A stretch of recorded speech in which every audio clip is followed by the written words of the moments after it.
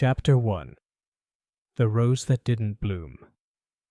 It was the 1st of June when the village of Willowbrook decided to celebrate its annual flower show, a tradition as old as the village itself. The sun shone lazily over the tidy cottages, their thatched roofs covered in creeping ivy, and the scent of freshly cut grass filled the air. The flowers had been carefully prepared, their petals glistening with dew, ready to compete for the coveted first prize. It was an occasion that had been anticipated with excitement by nearly every villager, from the youngest children, eager to show off their daffodils, to the elderly ladies whose roses were their pride and joy. But even on such a day when the village seemed at its most perfect, something was terribly wrong. The event, which was usually a joyous occasion filled with chatter and laughter, had an odd tension lingering in the air. It began innocently enough, with the announcement of the prize for Best Bloom. Mrs. Ethel Pemberton, a woman of notable age and a notorious sharp tongue, had entered her prized hybrid rose, the Lady's Blush. Her rose was widely believed to be the best in the show, and there was little doubt in anyone's mind that she would be named winner. But then came the moment that would haunt the village for weeks. As Mrs. Pemberton approached the stage to collect her prize, she collapsed. At first, those around her thought it was merely the heat, or perhaps a dizzy spell. But it was not the heat that had overcome Mrs. Pemberton, nor was it any benign illness. She had been poisoned. The gasp that followed her sudden fall seemed to echo through the entire field, a ripple that quickly became a wave. Panic swept across the villagers as someone shouted for help. But it was too late. The village doctor, who had been present as a judge for the competition, arrived but moments after Mrs. Pemberton's fall, and confirmed what no one wanted to believe. She was dead. The news spread like wildfire. In a matter of minutes, every villager knew that the quaint afternoon, which had begun in such good spirits, had turned into something darker. The children's laughter ceased, the flowers seemed to droop, and the usually cheerful gossip that accompanied the flower show was replaced with hurried whispers. Had anyone seen anything unusual? Was it possible that someone had meant to poison Mrs. Pemberton? By the time the local constable, Sergeant Allen, arrived, the scene had already been disturbed by the eager speculation of the villagers. He was a stout man with an air of quiet authority, but even he could not mask his confusion at the scene. "There's no sign of a struggle," he muttered to his deputy as he surveyed the area. "No broken glasses, no spilled drink. She must have ingested it before coming here, but who would do such a thing?" The local constabulary, though earnest, was not equipped to handle a case like this. Willowbrook was a village where things like murder were unheard of. The most exciting event of the year was the flower show, and that had never been marred by such a tragedy. At the edge of the crowd, standing quietly behind a clump of daffodils, Miss Jane Marple observed the unfolding scene with a careful, thoughtful gaze. Her presence was almost unnoticed in the chaos of the moment, as she stood there, as calm and unruffled as always. Miss Marple, with her grey hair tied in a neat bun and her spectacles perched on the end of her nose, was not one to make a scene. She had, after all, witnessed enough crises in her long life to know that patience and observation were the key to solving almost anything. As the villagers clustered together, discussing their suspicions and theories in frantic, jumbled whispers, Miss Marple silently surveyed them. She had seen this before. The nervous glances, the exaggerated concern, the need to assign blame to someone, anyone. But Miss Marple was not fooled. She knew something none of them did. Murder was rarely as straightforward as it seemed. And so, as Sergeant Allen began to take statements, and the doctor began his own investigation into the cause of death, Miss Marple slipped quietly away. She had work to do. By the time Miss Marple arrived at the cottage of Mrs. Pemberton's closest friend, Miss Gertrude Green, the sun was beginning to dip behind the trees. Miss Green, a tall woman with sharp features and an air of restrained propriety, had just returned from the flower show, where she had been one of the early arrivals. She had been so sure that Mrs. Pemberton's rose would win that she had already begun preparing a congratulatory speech in her head. She was still shaken, but her composure remained. "Oh, Miss Marple," Miss Green said when she saw the elderly lady at her doorstep. "What a dreadful thing! How could it happen?" Miss Marple gave a small, knowing smile. "It is indeed terrible, Miss Green, but I suspect it is not as simple as it seems. May I come in?" Miss Green stepped aside to let Miss Marple into the tidy sitting room. The air smelled faintly of lavender and tea. Miss Marple settled into an armchair by the window and glanced around the room. It was a typical village drawing-room with framed botanical prints on the walls and heavy curtains that framed the view of the village green. "Gertrude, I trust you and Mrs. Pemberton were not at odds?" Miss Marple asked, her voice soft but direct. Miss Green's eyes flickered. "Not at all.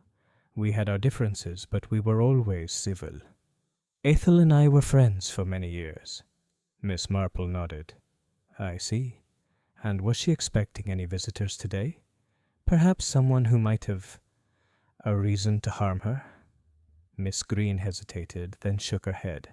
"No, no one. She was very much in the public eye, you see. The show, the prize. But as for enemies, there were none that I knew of." Miss Marple didn't press the issue further. She had a feeling that Miss Green was holding something back, but it was not the time to push. Instead, she took in the room with its various details: the fine china, the lace tablecloth, the open letter on the side table, a letter that seemed oddly out of place in the otherwise neat room. "I do believe," Miss Marple murmured, "that we may be dealing with something more than simple jealousy over a prize." Chapter 2. Gossip and Fear. The following day, Willowbrook was abuzz with whispers. Word of Mrs. Pemberton's death had spread like wildfire, and every villager had a theory. In the local tea-room, the clinking of teacups and the hum of polite conversation were punctuated by hushed tones and nervous glances. Miss Marple, as always, found herself in the background, unnoticed as she sipped her tea. It was the perfect environment for listening, and Miss Marple listened carefully. "Have you heard, my dear?" Mrs. Hargrove, a stout woman with a penchant for gossip, leaned in closer to her friend. "Some say it was poison, you know. A bitter, dreadful thing." "Oh, how awful," Mrs. Bates replied, her hand fluttering to her chest. "But who would do such a thing to poor Ethel? She was always so kind to everyone, even if she could be a bit sharp with her opinions." "That's exactly it, you see," Mrs. Hargrove continued, lowering her voice dramatically. "I heard from a reliable source that Mrs. Pemberton had some enemies. Did you know she and Mr. Blackwell were close for some time?" Mrs. Bates gasped. "Mr. Blackwell? But he's so respectable. An upstanding gentleman, everyone says. Surely he would never—" "Oh, don't be so sure. I've seen the way he looks at her," Mrs. Hargrove said, her voice dropping to a conspiratorial whisper. "She wasn't a woman to be trifled with, you know. Everyone thought her winning the prize was assured. I wouldn't be surprised if someone thought they could stop her from winning." Miss Marple, who had been quietly observing this exchange, allowed herself a small smile. Gossip, however entertaining it might be, often carried a kernel of truth. But she wasn't convinced that this was the whole picture. Mrs. Pemberton had not been a woman without her share of rivals. That much was clear. But poisoning? A grimly deliberate act that spoke not just of envy, but of malice. It was something more than jealousy over a flower show prize. Miss Marple's sharp eyes flicked around the tea-room, taking in the faces of the women who crowded the tables, their expressions full of suspicion, their voices laced with concern. It was not only the older women of Willowbrook who had been shaken by the murder. The younger generation, who had always found the older folks' dramas amusing, were no longer smiling. Miss Marple overheard a few of the teenagers, giggling nervously as they sat in the corner. "Do you think it's true? The poison, I mean," one young girl asked, her voice trembling. "I don't know," her friend replied, eyes wide, "but I heard she was a real nasty piece of work, always bossing everyone around." Maybe someone had enough of her. Miss Marple took another sip of her tea, her thoughts moving like clockwork. It was interesting how the village had already begun to turn against Mrs. Pemberton, as if a certain comfort had been found in painting her as a villain. It was a common reaction when the unexpected struck. Create a narrative, assign blame, and the world would make sense again. But the truth, Miss Marple knew, was rarely so tidy. At the edge of the village, in the quiet confines of her cottage, Miss Marple sat at her small writing desk. Her mind churned over the events of the previous day. She had been watching Mrs. Pemberton's interactions at the flower show. Something had felt wrong even before the poison took its toll. Miss Green had seemed too quick to defend her friend. No one was ever quite as defenseless as they claimed. There had been a sharpness in Miss Green's tone when Miss Marple had asked about any potential enemies, as though she had been searching for the right answer, or perhaps trying to cover something she had seen or known. Miss Marple's thoughts were interrupted by a gentle knock on the door. She rose slowly and opened it to find Sergeant Allen standing outside, his face flushed with exertion. "Good afternoon, Miss Marple," he said, tipping his hat. "I hope I'm not disturbing you." "Not at all, Sergeant," Miss Marple replied, stepping aside to allow him in. "What brings you here?" "I've come to ask for your help," he said, his voice low. "I know this is not your area of expertise, but after what happened at the flower show, I'm not sure where else to turn. You have a way of understanding things that others don't." Miss Marple raised an eyebrow but gestured for him to sit. "I'm flattered, Sergeant. I'll certainly listen, but I warn you I'm hardly a detective." He sat, clearly uneasy. "I think there's something more to Mrs. Pemberton's death than we're seeing. The evidence is pointing to the usual suspects. She had enemies, you know, and we're looking into the possibility of a lover's quarrel or even a grudge from an old rivalry. But the more I think on it, the less it seems to fit. I thought I'd come to you for a fresh perspective." Miss Marple paused, considering his words carefully. "You've made an excellent start, Sergeant, but as you say, there's more to it. Who was the first to notice Mrs. Pemberton's collapse at the flower show?" "Her niece, Mrs. Lambert," he replied. "She was the one who screamed for help. She seemed quite shaken, though not overly emotional. Strange, really, considering how close they were." "Ah, a niece," Miss Marple mused, her gaze turning inward. "Tell me, Sergeant, did Mrs. Lambert show any signs of distress when the body was discovered?"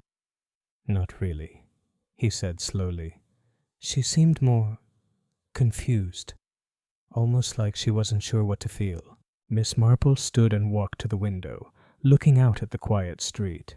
Her fingers tapped lightly against the windowsill as she thought. "It's always in the details, Sergeant. People's reactions tell us far more than they realize. Mrs. Lambert's confusion, that absence of grief, it's almost as though she had no reason to mourn, and that, I believe, is something worth examining." That evening, as the villagers settled into their homes, Miss Marple returned to her cottage with her mind buzzing. She had a feeling that the key to solving Mrs. Pemberton's murder lay not in the loud, frantic whispers of gossip, but in the stillness of the seemingly insignificant details, the ones that everyone else overlooked, the small signs, the quiet actions, the things people said without meaning to. It was all there, waiting to be uncovered. But before she could get to the truth, she would need to learn more about the one person who had seemed the least affected by Mrs. Pemberton's death, her niece, Mrs. Lambert. Chapter 3. Early Clues. The following morning, the village of Willowbrook was unusually quiet. The usual hum of activity that accompanied the daily routines of its residents seemed muted, as if the very air had been dampened by the shadow of Mrs. Pemberton's tragic death. Even the birds in the trees had fallen silent, and the once vibrant flower beds along the streets seemed to wilt beneath the weight of the town's sorrow. Miss Marple had been up at dawn, as she always was, taking a stroll through the village. Her sharp eyes, hidden behind her spectacles, took in every detail. The village, with its tidy gardens and perfectly aligned cobblestone paths, appeared serene on the surface. But she knew better. Beneath the idyllic exterior, Secrets were always lurking, waiting for the right person to notice. She had spent much of the previous evening reflecting on the new details she had gathered. The most pressing of these was Mrs. Lambert's strange reaction. Miss Marple's thoughts had returned time and again to the niece's composure during the chaotic moments after Mrs. Pemberton's death. Everyone else had been in shock, yet Mrs. Lambert had not been visibly shaken, despite being so closely related to the deceased. Her lack of grief, her confusion, none of it seemed to match the situation. Miss Marple had always found that people who failed to exhibit the expected emotions were often the ones with the most to hide. She needed to learn more about Mrs. Lambert. A visit was in order. By mid-morning, Miss Marple was standing on the neat front porch of a small 2-story house on the outskirts of Willowbrook. The house was unremarkable, just like most others in the village, with a small garden in front and a tidy white picket fence. She had seen Mrs. Lambert many times before, at church or in the village shop, but she had never really spoken to her. Now, however, it was essential that they meet. The door opened, and Mrs. Lambert appeared. She was a woman in her late 40s, with sharp features and a somewhat distant look in her pale blue eyes. She was dressed in a modest morning dress, her hair pulled back in a neat, no-nonsense style. The faintest trace of unease flickered across her face as she saw Miss Marple standing before her, but it was gone as quickly as it had come. "Good morning, Mrs. Lambert," Miss Marple said, offering a warm smile. "I hope I'm not disturbing you. I've come to offer my condolences. It must be a difficult time for you." Mrs. Lambert stiffened slightly at the mention of her late aunt, but nodded in acknowledgement. "Thank you, Miss Marple. It has been a shock, to say the least. I still don't quite believe it." "Of course," Miss Marple said sympathetically. "I understand. But you must forgive me if I ask a rather blunt question. Were you very close to your aunt?" Mrs. Lambert hesitated, her lips tightening slightly. "I suppose we were, in our own way. She was a strong woman, very independent. Sometimes it was hard to get along with her, but I always respected her." "Strong, yes," Miss Marple murmured, her eyes narrowing slightly. "But I've heard that your aunt wasn't always the easiest person to be around." Mrs. Lambert's face tightened, and for a moment Miss Marple thought she might retreat into her home. But instead she gave a tight smile. "I suppose that's true. She could be difficult. I won't pretend otherwise, but she was family, Miss Marple. I loved her." The conversation seemed to stall for a moment, and Miss Marple took the opportunity to study Mrs. Lambert closely. She noticed the way her hands gripped the doorframe just a little too tightly, and the faint trembling in her voice when she spoke of her aunt. There was something off about her, but Miss Marple couldn't put her finger on it. Not yet. "I'm terribly sorry for your loss," Miss Marple said, breaking the silence.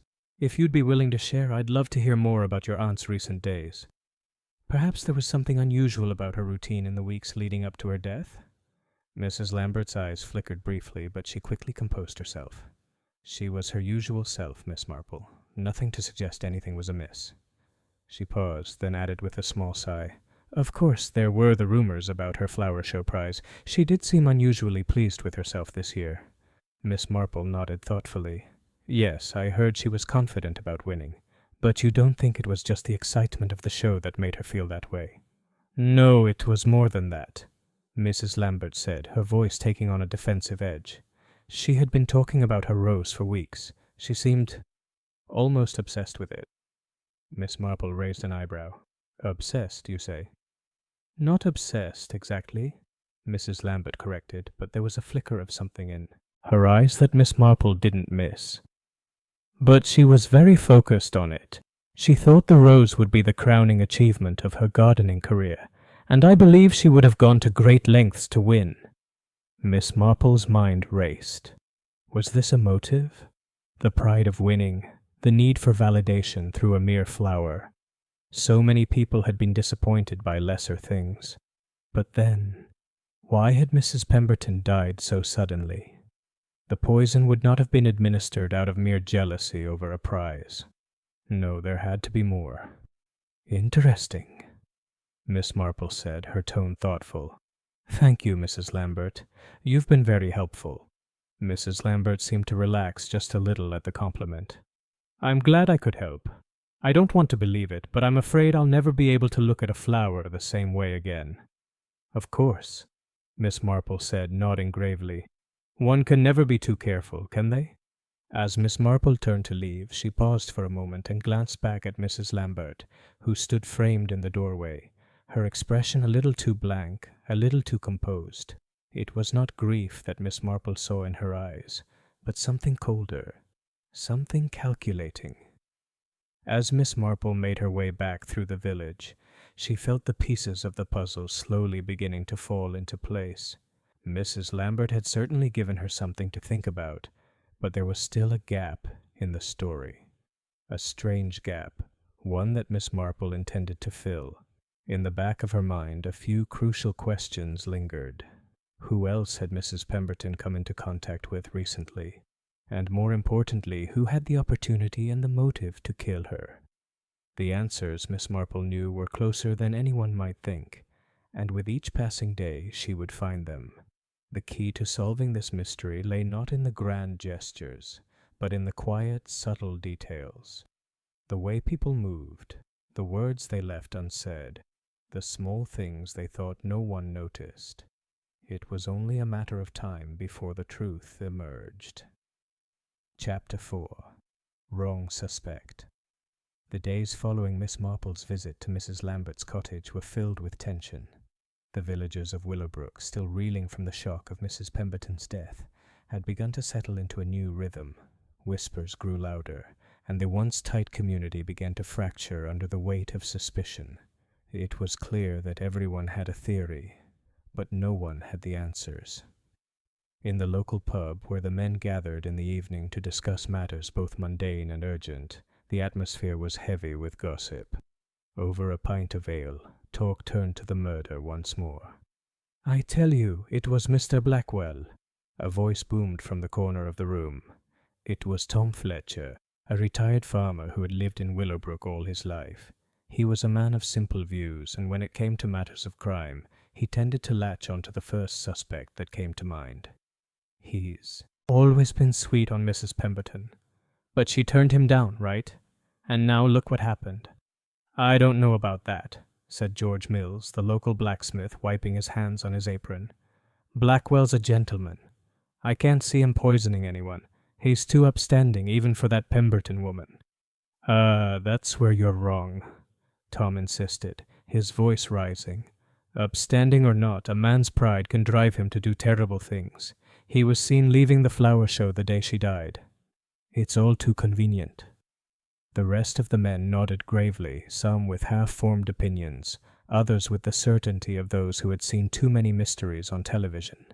The focus on Mr. Blackwell, the town's most eligible bachelor, was growing. He had been a frequent visitor to Mrs. Pemberton's home, particularly in the weeks leading up to the flower show, when she had been so insistent on the quality of her rose. Many assumed the relationship between the two had been more than friendly, though it had always been the subject of polite, never confirmed whispers. Miss Marple, having overheard this conversation as she entered the pub, couldn't help but be intrigued by the turn of events. The villagers had latched onto a suspect, an obvious one perhaps, but that alone made Miss Marple skeptical. She knew that the first suspect was often the easiest to discard. The truth, as she had learned through years of observation, rarely conformed to expectations. The next day, Miss Marple decided to speak with Mr. Blackwell herself. She had seen him often enough at church or in the village square, his tall frame and neatly combed hair making him stand out among the more ordinary folk. He was a reserved man, not one for overt displays of emotion or sentiment, and as far as Miss Marple could tell, he had always been polite but distant. The walk to his large ivy-clad house took Miss Marple along the winding path that led to the outskirts of the village, past gardens bursting with late spring blooms. The house itself was impressive, though it had a certain coldness to it, its large windows and stone facade casting long shadows even in the midday sun. Miss Marple stood at the front door for a moment, her fingers tapping lightly on the wooden surface as she thought about what she might say to the man. Then, with a quiet breath, she knocked. Mr. Blackwell opened the door almost immediately, his piercing blue eyes meeting hers with a guarded expression. "Miss Marple," he said, his voice steady but tinged with the faintest trace of surprise. "What can I do for you?" "Good morning, Mr. Blackwell," Miss Marple replied, offering a pleasant smile. "I hope I'm not interrupting anything. I've come to speak with you about the unfortunate events at the flower show. May I come in?" He hesitated for a moment before stepping aside to allow her entry. The inside of his home was just as Miss Marple had imagined. Neat, orderly, and lacking any signs of warmth. The furniture was elegant but sparse, and the walls were adorned with tasteful paintings, landscapes of places Miss Marple had never been. "Please, sit," Mr. Blackwell said, gesturing toward a chair by the fireplace. "I'm afraid I have little to offer by way of refreshments, but I'm happy to discuss anything you'd like." "Thank you, Mr. Blackwell," Miss Marple said as she settled into the chair. "I've heard, of course, the rumors surrounding Mrs. Pemberton's tragic death. The police seem quite sure that someone close to her might have been involved." He nodded, his jaw tightening slightly. "It's hard to believe, isn't it, that someone from the village would do such a thing. But then people are always quick to jump to conclusions when something like this happens." "Yes, indeed," Miss Marple agreed, her gaze fixed on him with a quiet intensity. "And there's something that troubles me, Mr. Blackwell. You see, I've heard that you and Mrs. Pemberton were, well, quite familiar with one another." His eyes flickered for a moment, but he quickly regained his composure. "I suppose that's true. Mrs. Pemberton and I were friends. She was an avid gardener, and we often discussed plants and flowers. I admired her dedication to her craft. But some might say that your friendship with her went beyond mere admiration," Miss Marple continued gently. "There were rumors, you see, of a deeper connection, of something more intimate." He stiffened at the insinuation, but his voice remained calm. "Rumors, Miss Marple. They're always just that. Rumors. The reality is far more mundane. Yes, I visited her occasionally, but it was never anything more than a shared interest in gardening." Miss Marple watched him closely. "And yet your name has come up in conversation more than once since her death. People are starting to talk, Mr. Blackwell.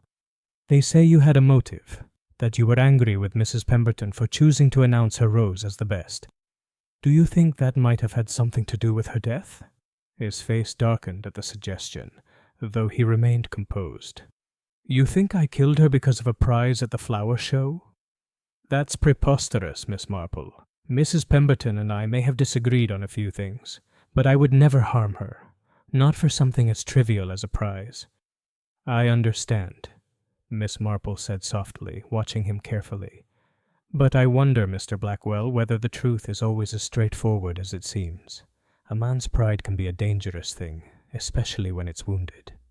He was quiet for a long moment, and Miss Marple could see the tension in his shoulders. Finally he spoke. "I didn't kill her, Miss Marple. I couldn't have." "Of course," she replied, rising from her chair. "Thank you for your time, Mr. Blackwell. I'm sorry to have disturbed you." As she turned to leave, she paused at the door. "But remember, Mr. Blackwell, the truth has a way of revealing itself. It often has a tendency to be more complicated than we would like to believe." Back in the village, Miss Marple's mind was buzzing. She didn't believe for a moment that Mr. Blackwell had killed Mrs. Pemberton, though he certainly had his own reasons to be upset over the rumors. No, something about his story didn't sit quite right. But it wasn't his pride or jealousy that had driven the murder. It was time to shift her focus. There was one person left who had remained conspicuously quiet about the whole affair. Mrs. Lambert.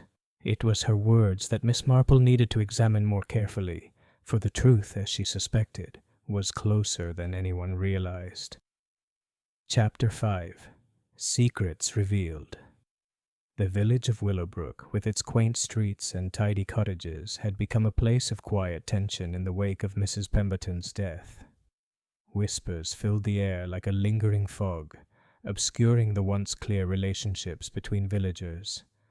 The murder, so out of place in this peaceful corner of England, had cast a long shadow, and no one seemed untouched by it.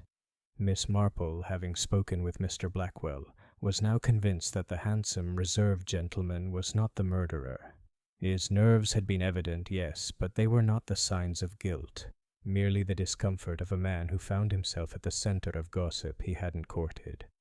The more she thought about it, the more she felt that the answer lay elsewhere, in the quiet and subtle clues that others had missed.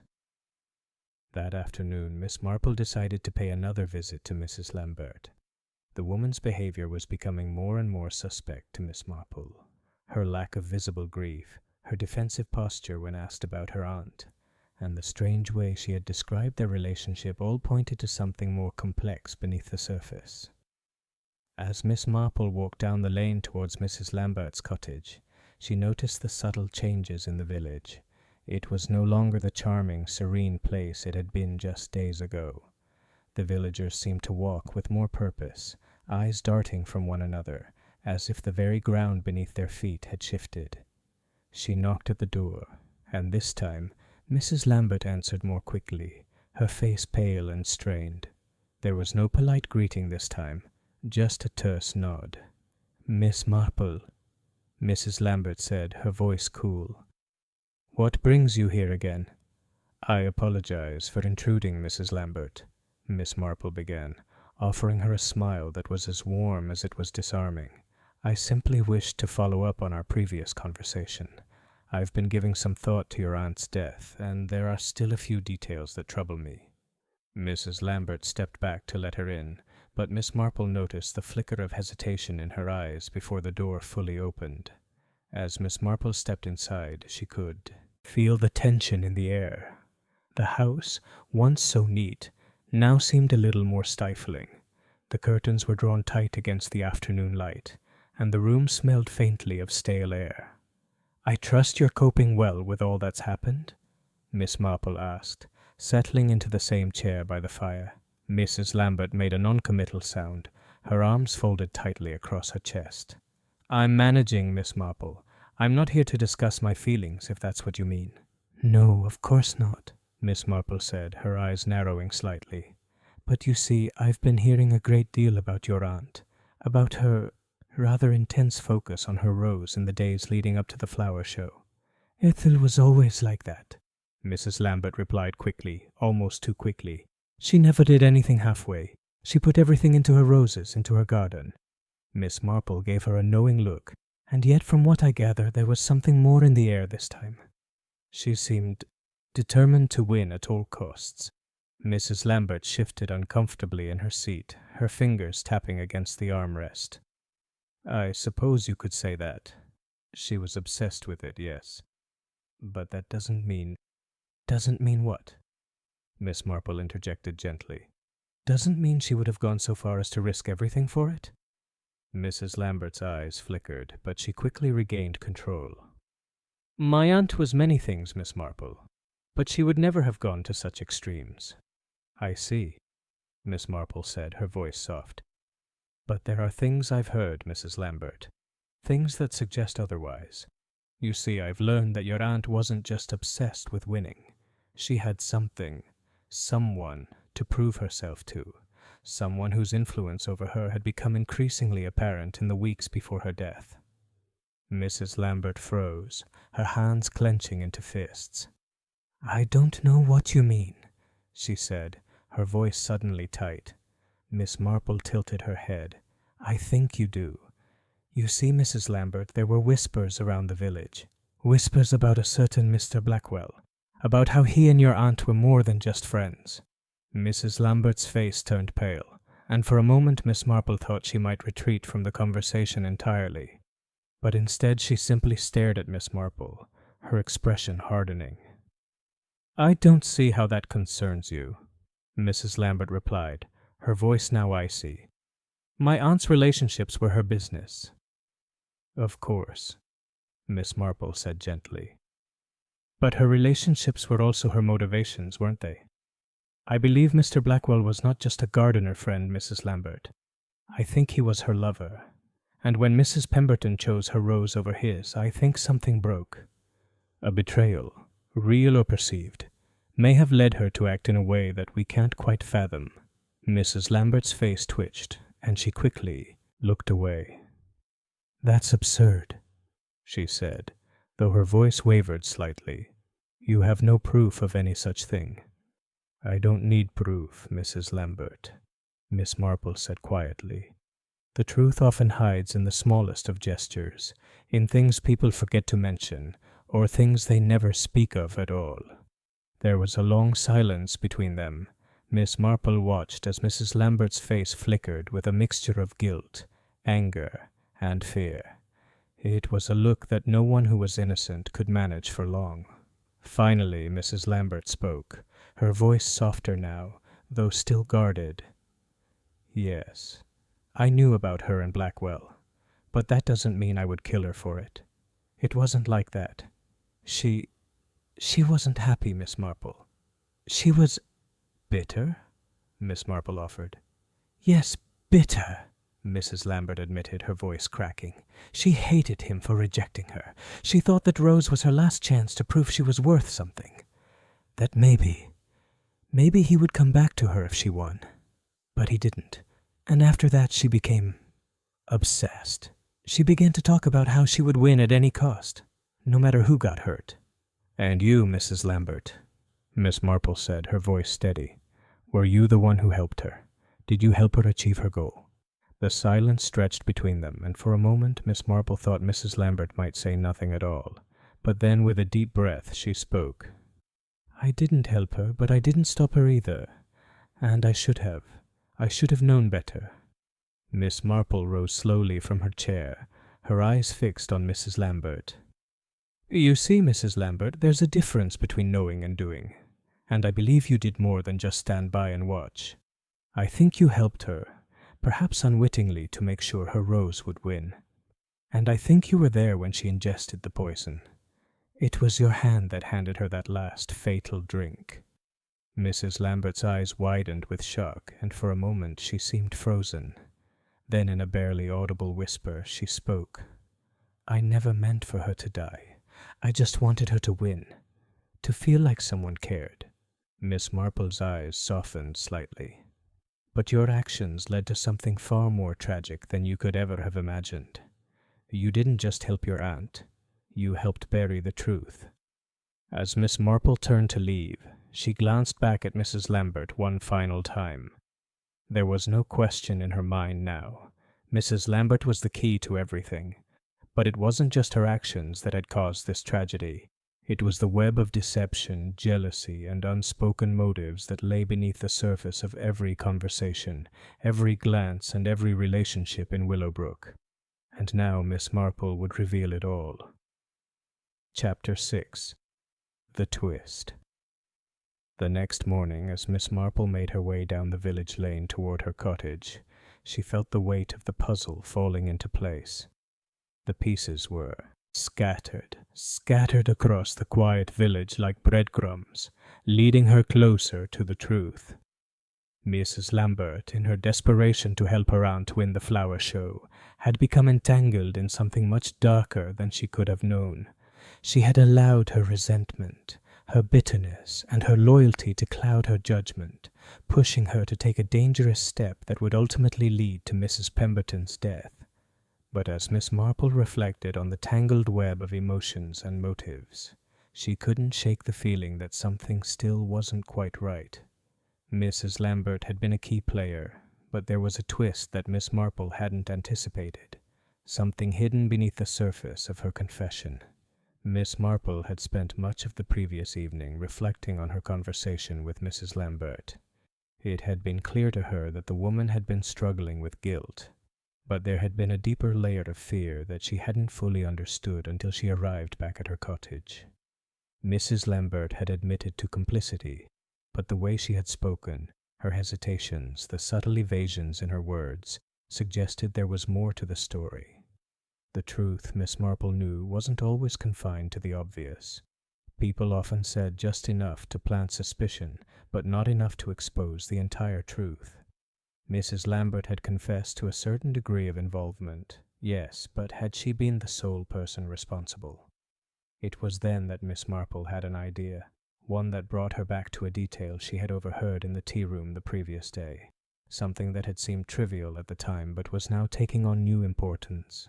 As she entered the village square, Miss Marple made her way to the post office.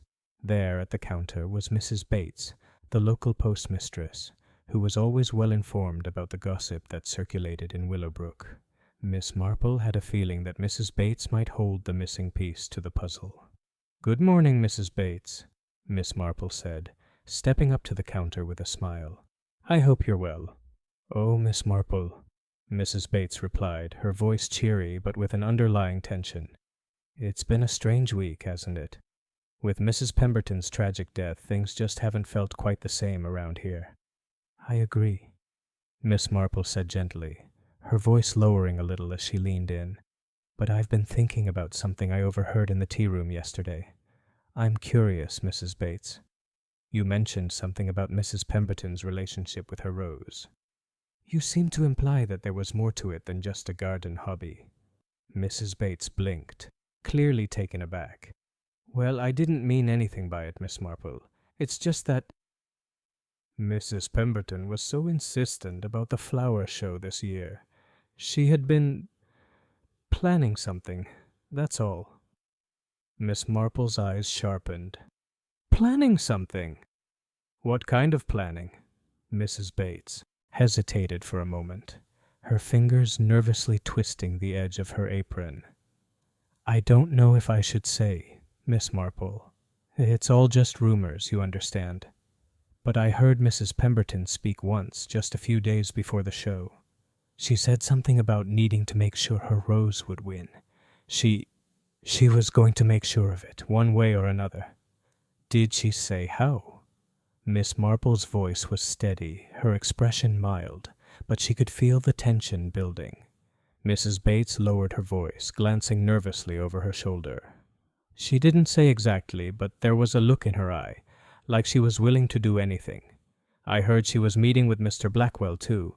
I don't know for certain, mind you, but, well, you know how things are in a small village. People talk."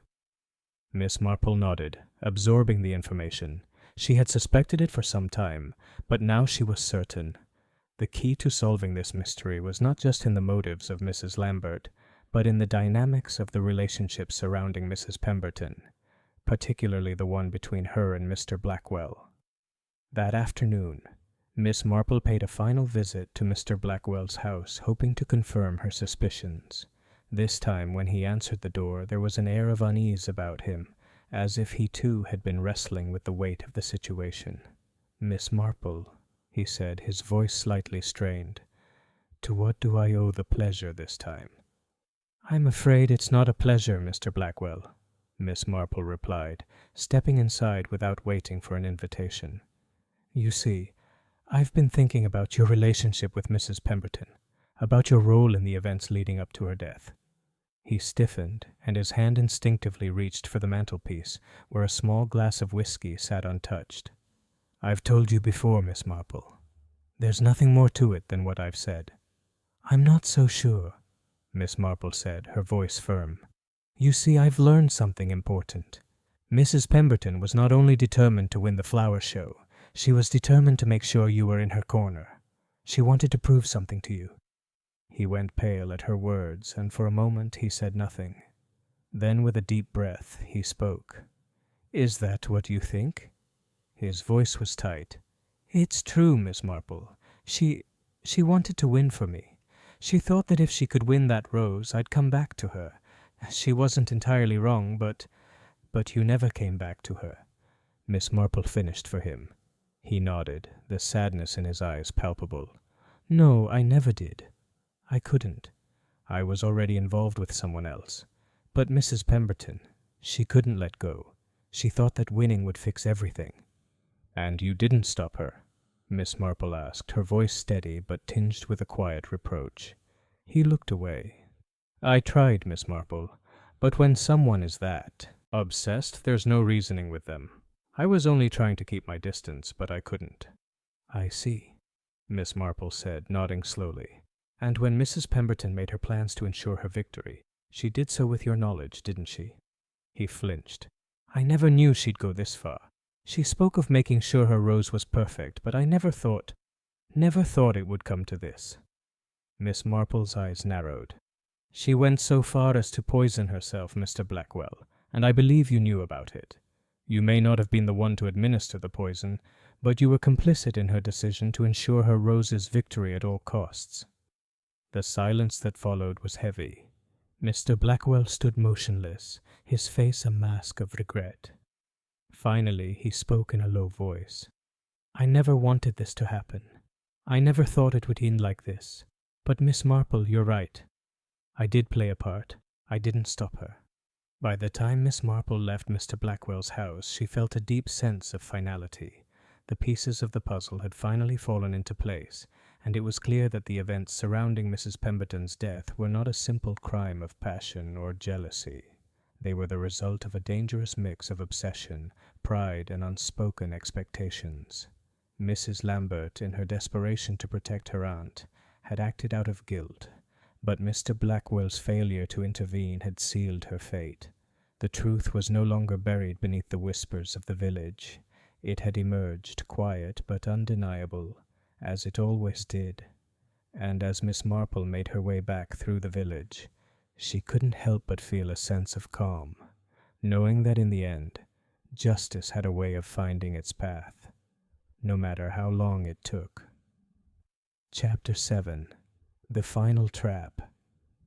The morning after her conversation with Mr. Blackwell, Miss Marple felt the weight of her discoveries settling into place. The pieces had all fallen together. Mrs. Pemberton's obsession with the flower show, her motives to win, her secret attempts to win Mr. Blackwell's approval, and the desperate involvement of Mrs. Lambert. But the story was still incomplete. Something didn't feel entirely resolved.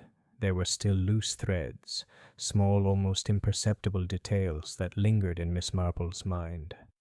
The village buzzed with the usual daily affairs, as it always did, but now a quiet undercurrent of suspicion hung in the air. Everyone was waiting, wondering who would be arrested, who would be revealed as the guilty party.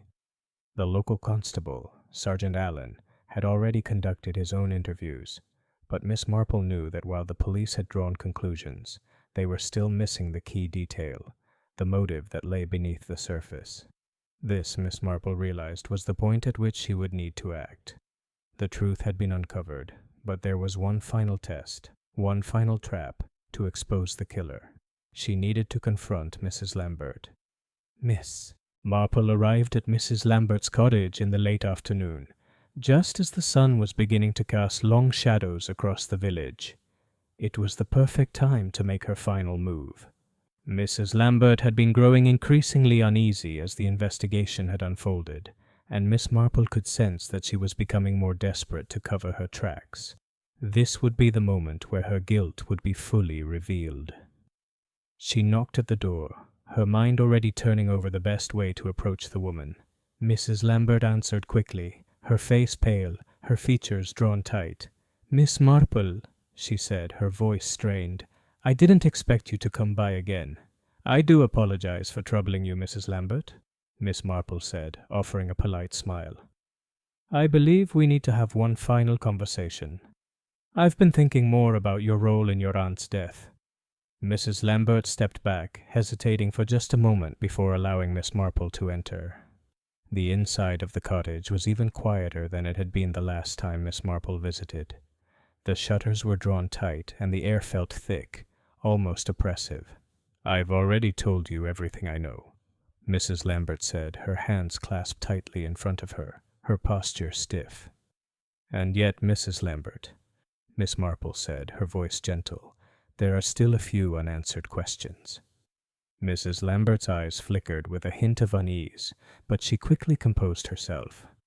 "What do you want from me, Miss Marple?" "I want you to understand something," Miss Marple said, taking a seat. Your involvement in your aunt's death was not just out of misguided loyalty or a desire to help her. There's something far deeper at play here." Mrs. Lambert stiffened. "I don't know what you mean." "You see," Miss Marple continued, her voice soft but deliberate, "I've learned that you were more involved than you admitted.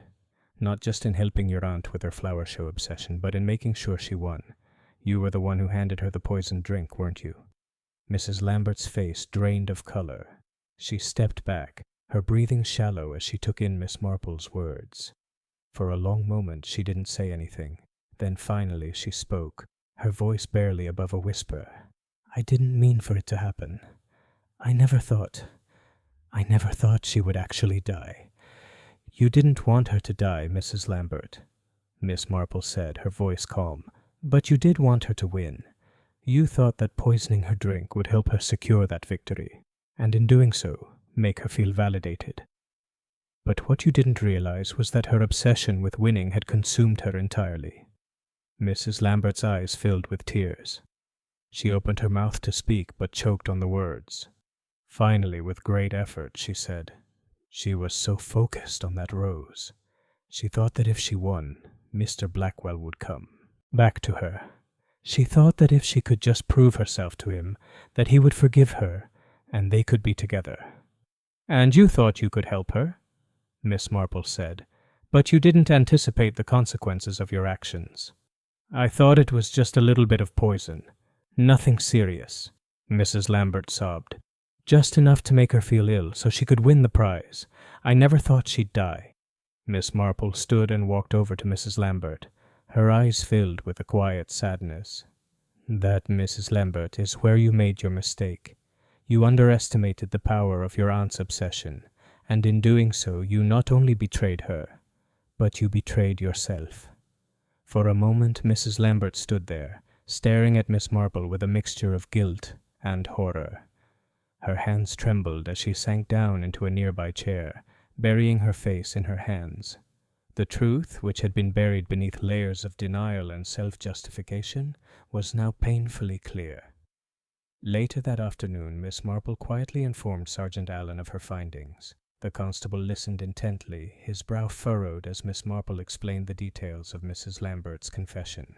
It was clear that Mrs. Lambert had acted out of a misguided sense of loyalty, but her actions had been driven by a deeper desire for validation and approval, both from her aunt and from the world around her.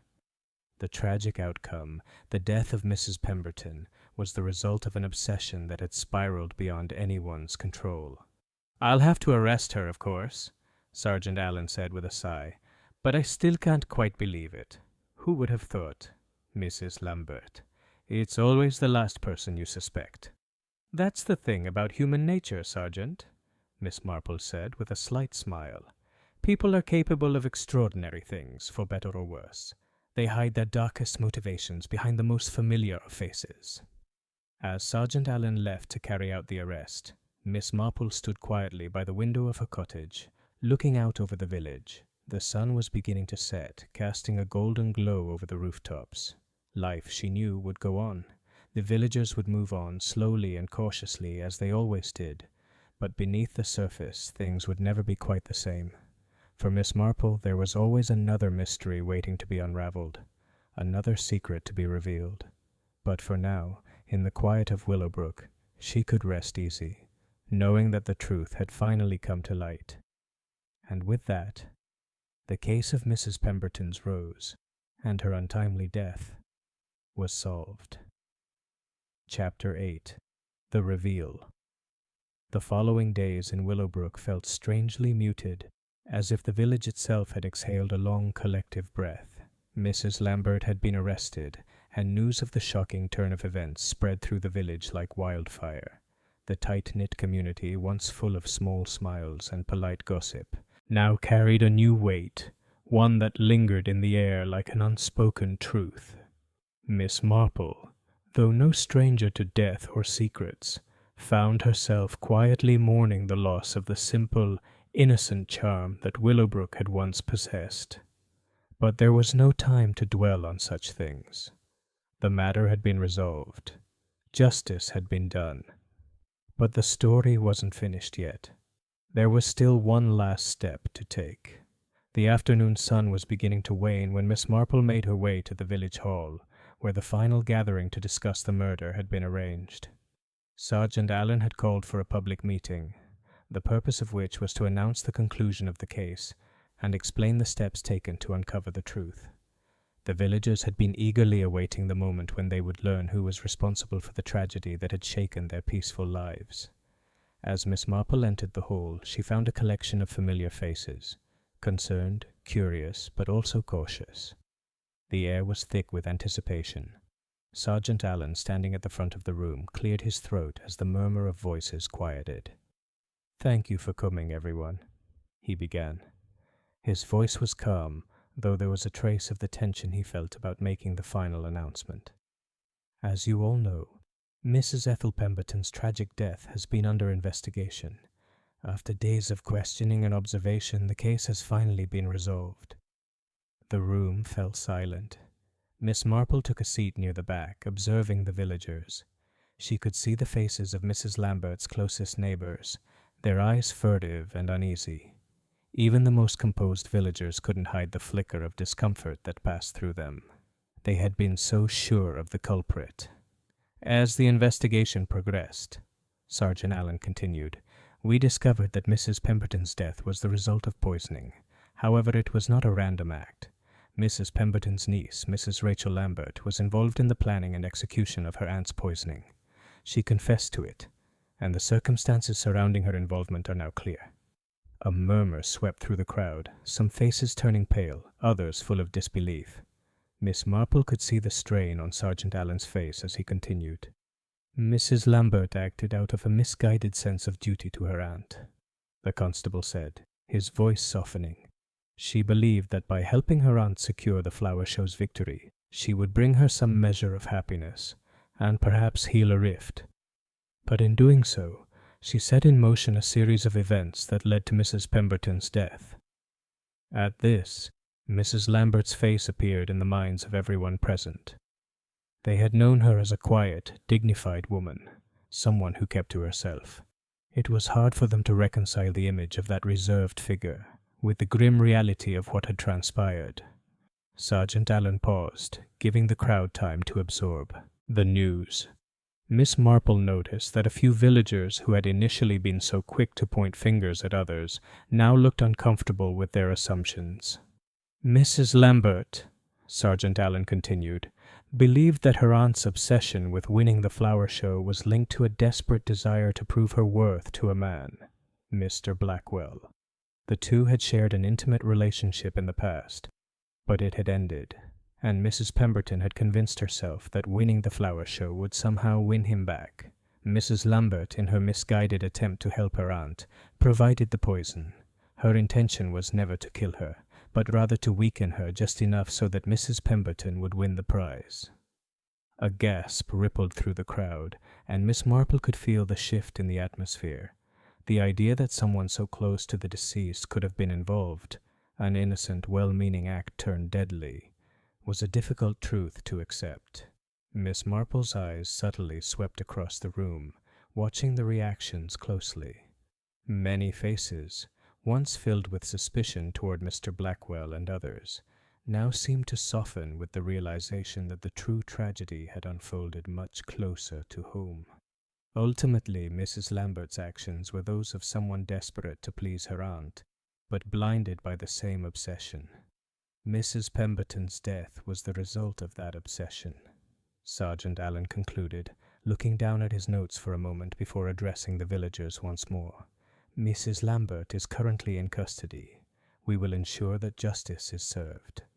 After the meeting, as the villagers slowly dispersed, Miss Marple remained seated, her mind working through the details of the case once again. The revelation, though expected, still carried a weight of sadness. Mrs. Lambert had been caught in a tragic cycle of desire for approval, so deep that she had been willing to take extreme measures to achieve it. But in the end, her actions had led to a loss far greater than she could have ever anticipated. As the hall emptied, Miss Marple caught sight of Mrs. Green, the widow who had been Mrs. Pemberton's closest friend. Mrs. Green's face was pale, her eyes red from tears, though she had not cried out loud during the meeting. Miss Marple rose to greet her. "You're thinking of her, aren't you?" Miss Marple asked quietly, her gaze soft but understanding. Mrs. Green nodded slowly. "Yes. I never believed she was capable of such a thing. But it makes sense now, doesn't it? All the signs were there. Her obsession, the way she talked about her rose, about winning." Miss Marple smiled gently. "Yes, it is a tragic thing, Mrs. Green, to think that someone we trust and love is capable of something so harmful. But I suppose it was Mrs. Lambert's love for her aunt that blinded her." Mrs. Green sighed heavily. "I still can't quite believe it. It's all so unreal. That's often the way with these things," Miss Marple said softly. "The most extraordinary actions are often taken by the most ordinary people, and we never know the full extent of a person's motivations until it's too late." The two women shared a quiet moment, a shared understanding of the sadness that hung in the air. Willowbrook would never be the same. The village had lost more than just Mrs. Pemberton that day. It had lost its innocence. But for Miss Marple, that was always the way of things. The truth, no matter how painful, always came to light. And while the cost of revealing it was high, there was a quiet satisfaction in knowing that justice, however delayed, had been served. As Miss Marple made her way back through the village, the sun was setting behind her, casting long shadows across the cobblestones. She thought of Mrs. Pemberton's obsession, of Mrs. Lambert's misguided attempts to help, and of the twisted path that had led to this tragic end. Life would go on in Willowbrook, as it always did. The villagers would continue their quiet routines, their lives marked by the absence of the one who had once been at the center of so much drama and passion. But in the end, the village would heal, and Miss Marple, ever the observer, would watch, waiting for the next secret to unravel, knowing that for all its calm, the world beneath the surface was always full of hidden truths. Chapter 9. Aftermath. The days following the meeting at the village hall passed quietly, though not without a subtle change in the air of Willowbrook. It was as if the entire village was exhaling a collective sigh, releasing the tension that had built up since Mrs. Pemberton's death. The gossip that had once been feverish and rampant had now tapered off into softer murmurs. People still glanced at one another with uncertainty, but the heavy cloud of suspicion that had settled over the village was slowly lifting. Miss Marple, for her part, had observed it all with her usual quiet patience. She knew that the aftermath of such an event would not be as neat or as simple as the arrest and confession had made it seem. In small villages like Willowbrook, where everyone's lives intertwined, the emotional toll would linger, unspoken but ever present. One crisp afternoon, as Miss Marple made her way to the village square for her daily walk, she encountered Mrs. Green again. The older woman looked a little more composed than she had the last time they spoke, but her eyes were still shadowed with sadness. "Miss Marple," Mrs. Green said softly, meeting the detective's gaze, "I have been thinking a lot about everything that happened. I still don't quite understand how it all came to pass. I can't help but wonder, was there something more I could have done?" Miss Marple smiled gently, though there was a certain gravity in her voice when she responded. "Mrs. Green, sometimes there is little we can do, even when we see the signs. People are often blind to the things they don't want to face, especially when it comes to someone they love." "I suppose that's true," Mrs. Green said, sighing. "But I keep thinking, if I had noticed just a little more, if I had paid closer attention." "That's the thing about secrets," Miss Marple said, her tone reflective.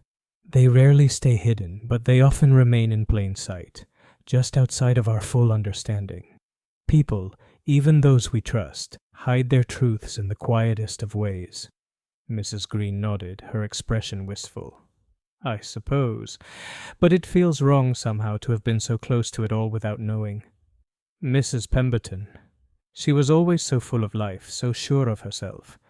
And now, this, it seems impossible." "It is," Miss Marple agreed quietly, But it is also a reality.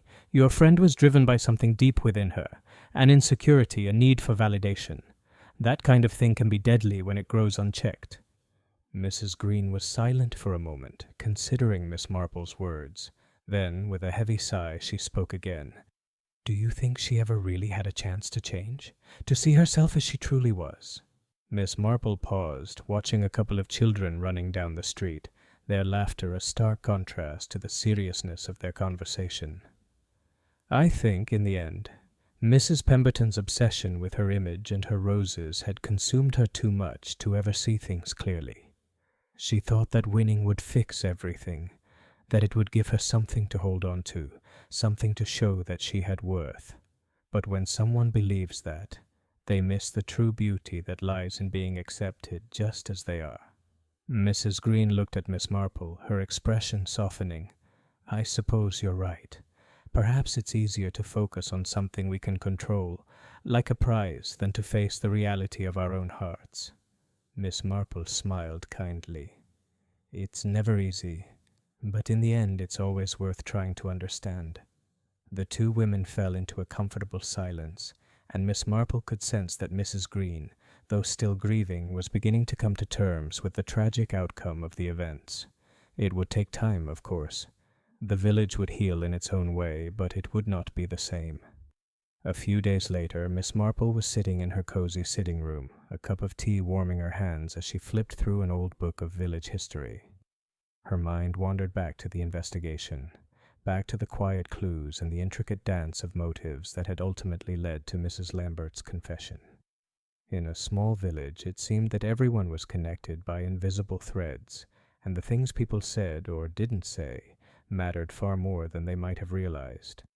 Miss Marple often thought that the village was a microcosm of life itself, full of hidden desires, unspoken fears, and the quiet battles that people fought in the privacy of their own hearts.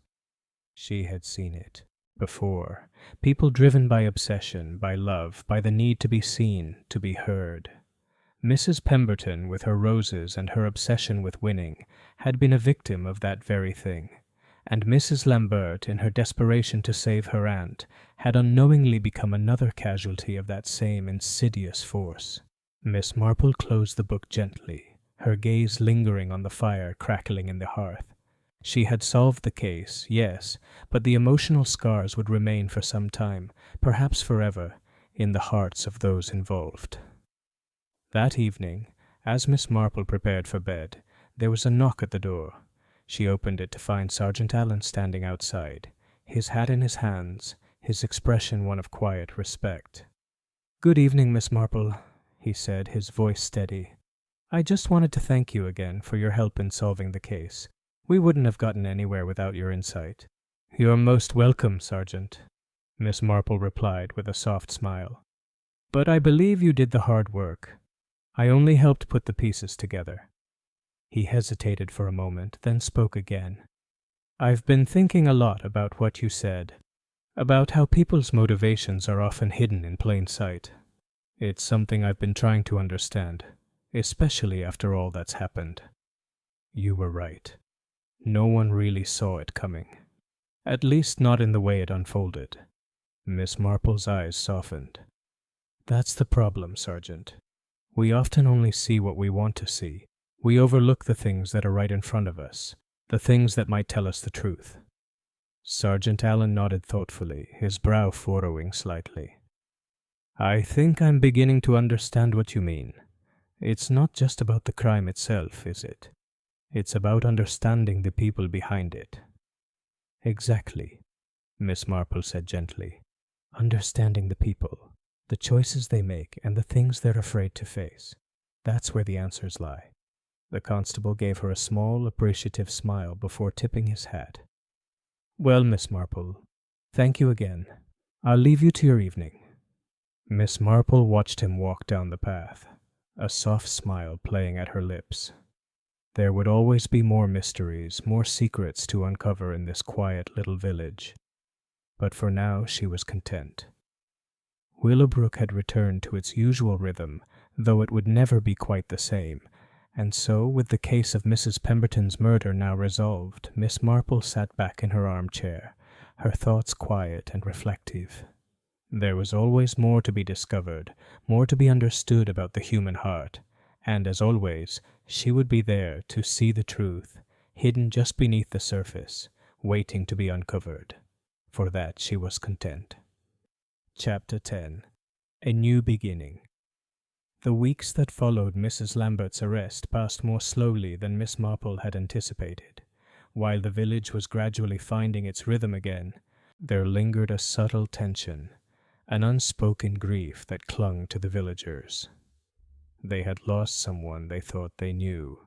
Mrs. Pemberton's death, though tragic, had shaken them, not just because of the crime itself, but because of the realization that someone so ordinary, someone who had been part of their community for so long, had been hiding such a dark secret. Miss Marple, however, had learned long ago that the human heart was a labyrinth, filled with twists and turns that most people would never dare to follow.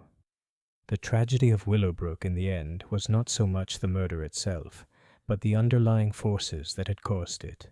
The bitterness, the jealousy, the misguided loyalty, and the desperate search for validation. And yet, for all of the darkness, there were rays of light, too. One afternoon, as Miss Marple was strolling along the cobbled streets, she was greeted by an unexpected sight.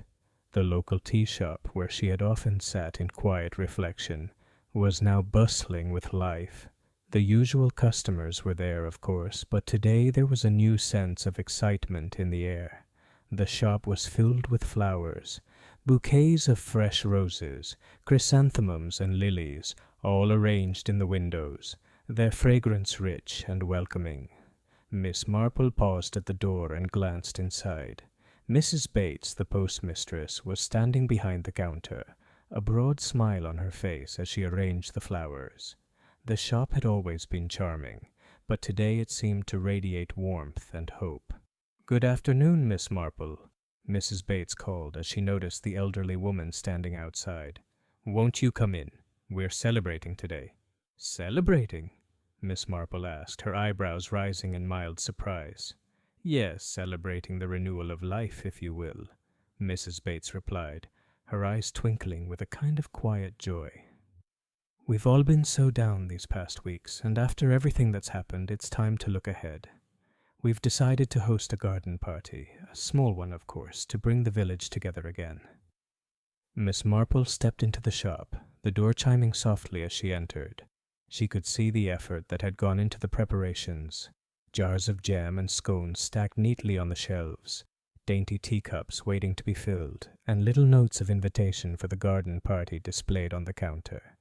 The air inside was full of the gentle hum of community, and Miss Marple felt a small flicker of hope stir within her. "That sounds like a wonderful idea, Mrs. Bates," Miss Marple said with a warm smile. "I do believe the village could use a bit of brightness." "We all could, I think," Mrs. Bates agreed, her voice softening. "The tragedy of Mrs. Pemberton's death has cast a long shadow, but I do believe we're finally ready to move forward. It's time to come together again."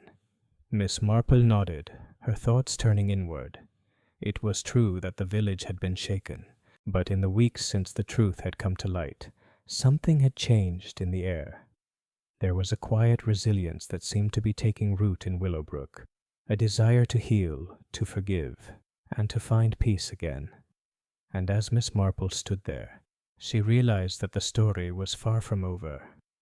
Perhaps in time, the villagers would remember the lessons they had learned from the tragedy, the dangers of obsession, the importance of understanding one another, and the power of simple acts of kindness. Perhaps, like Mrs. Bates's tea shop, life would bloom again in unexpected places. As the day of the garden party arrived, Miss Marple made her way to Mrs. Bates's house, where the event was being held. The sun shone brightly over the village, casting a golden light over the neatly trimmed lawns and colorful flower beds. The air was filled with the sound of soft laughter and the clinking of teacups. It seemed as though the very soul of Willowbrook had awakened from a long, dark slumber. Miss Marple was pleased to see so many familiar faces in attendance, villagers who had once been divided by fear and suspicion, now gathered together in the warmth of the afternoon. Mrs. Bates was bustling around, offering tea to everyone, while other villagers chatted amiably, sharing stories and updates about their gardens, their families, and their lives. The garden party was simple, but it was also beautiful. The flowers, fresh and vibrant, filled the air with their scent, and the tables were covered with delicate china and freshly baked goods. The atmosphere was light, as though the community was reclaiming something they had lost, a sense of connection, of belonging. Miss Marple sat at a small table near the center of the gathering, sipping her tea and observing the villagers around her. She saw Mrs. Green, the widow who had been so deeply affected by the loss of her friend, sitting quietly in a corner with a small smile on her face. Mrs. Green's eyes still carried the weight of her grief, but there was a certain peace about her now, a sense that she had found some small measure of closure. Nearby, Mrs. Lambert's absence was felt, but it was not the center of attention. The villagers, while still mindful of the tragedy, were determined to move forward. They had come together to heal, to learn, and to support one another, and for the first time in weeks, Willowbrook seemed like the village Miss Marple had once known, a village of small joys, of quiet lives, and of deeply human struggles. As the party wound down and the evening drew near, Miss Marple felt a sense of quiet satisfaction. She had seen so much in her time, so much loss, so much deception, but also so much love and resilience. Willowbrook, despite the darkness that had descended upon it, was beginning to emerge into the light once more. In her quiet way, Miss Marple had done what she always did. She had uncovered the truth, and in doing so had given the villagers the chance to move forward. Justice had been served, but more importantly, the village had learned a valuable lesson about the fragility of human nature and the strength of community. As she stood to leave, Miss Marple caught sight of Sergeant Allen, who was standing by the gate, watching the scene with a thoughtful expression on his face. He had been a good constable, earnest and diligent, and Miss Marple had no doubt that, like the rest of the village, he would move forward with a new understanding of human complexity. "Good evening, Sergeant," Miss Marple called as she approached him. "Good evening, Miss Marple," he replied, tipping his hat with a smile. "I suppose you're ready to put this all behind you now, aren't you?" "I suppose so," Miss Marple said, her eyes twinkling with that familiar knowing look. "But the truth, as you know, never truly stays behind. It simply finds a way of revealing itself when the time is right." Sergeant Allen chuckled. "I should have known. You're always one step ahead of me." Miss Marple smiled gently. "Not ahead, Sergeant, just patient." As she turned to leave, she felt a sense of peace settle over her. Life in Willowbrook would continue, as it always did. The villagers would heal, and the quiet mysteries of life would unfold in their own time. And as for Miss Marple, she knew that there would always be another story to uncover, another truth to reveal. But for now, at least, there was nothing more to solve. Willowbrook was on its way to recovery, and Miss Marple could finally rest, knowing that the village had been given the gift of healing. The truth had been revealed, and life, like the roses in Mrs. Bates's shop, had begun to bloom once again. Chapter 11. Quiet Reflections. As the days drifted by, Willowbrook's restoration continued at a gentle pace. The garden party had proven to be a turning point, the village's quiet resilience evident in the way they embraced one another. No longer did the shadow of Mrs. Pemberton's death hang over them like an oppressive weight. Instead, there was a subtle sense of renewal. The flowers in the gardens bloomed with a newfound vibrancy, and the streets, once filled with whispers and suspicion, now echoed with laughter and the occasional friendly greeting. Life, as always, carried on, its complexities woven into the fabric of everyday existence. Miss Marple, for her part, had retreated somewhat from the bustle of village life. While she had been instrumental in uncovering the truth behind Mrs. Pemberton's tragic end, she had always known that the true work of healing would come from within the hearts of the villagers themselves.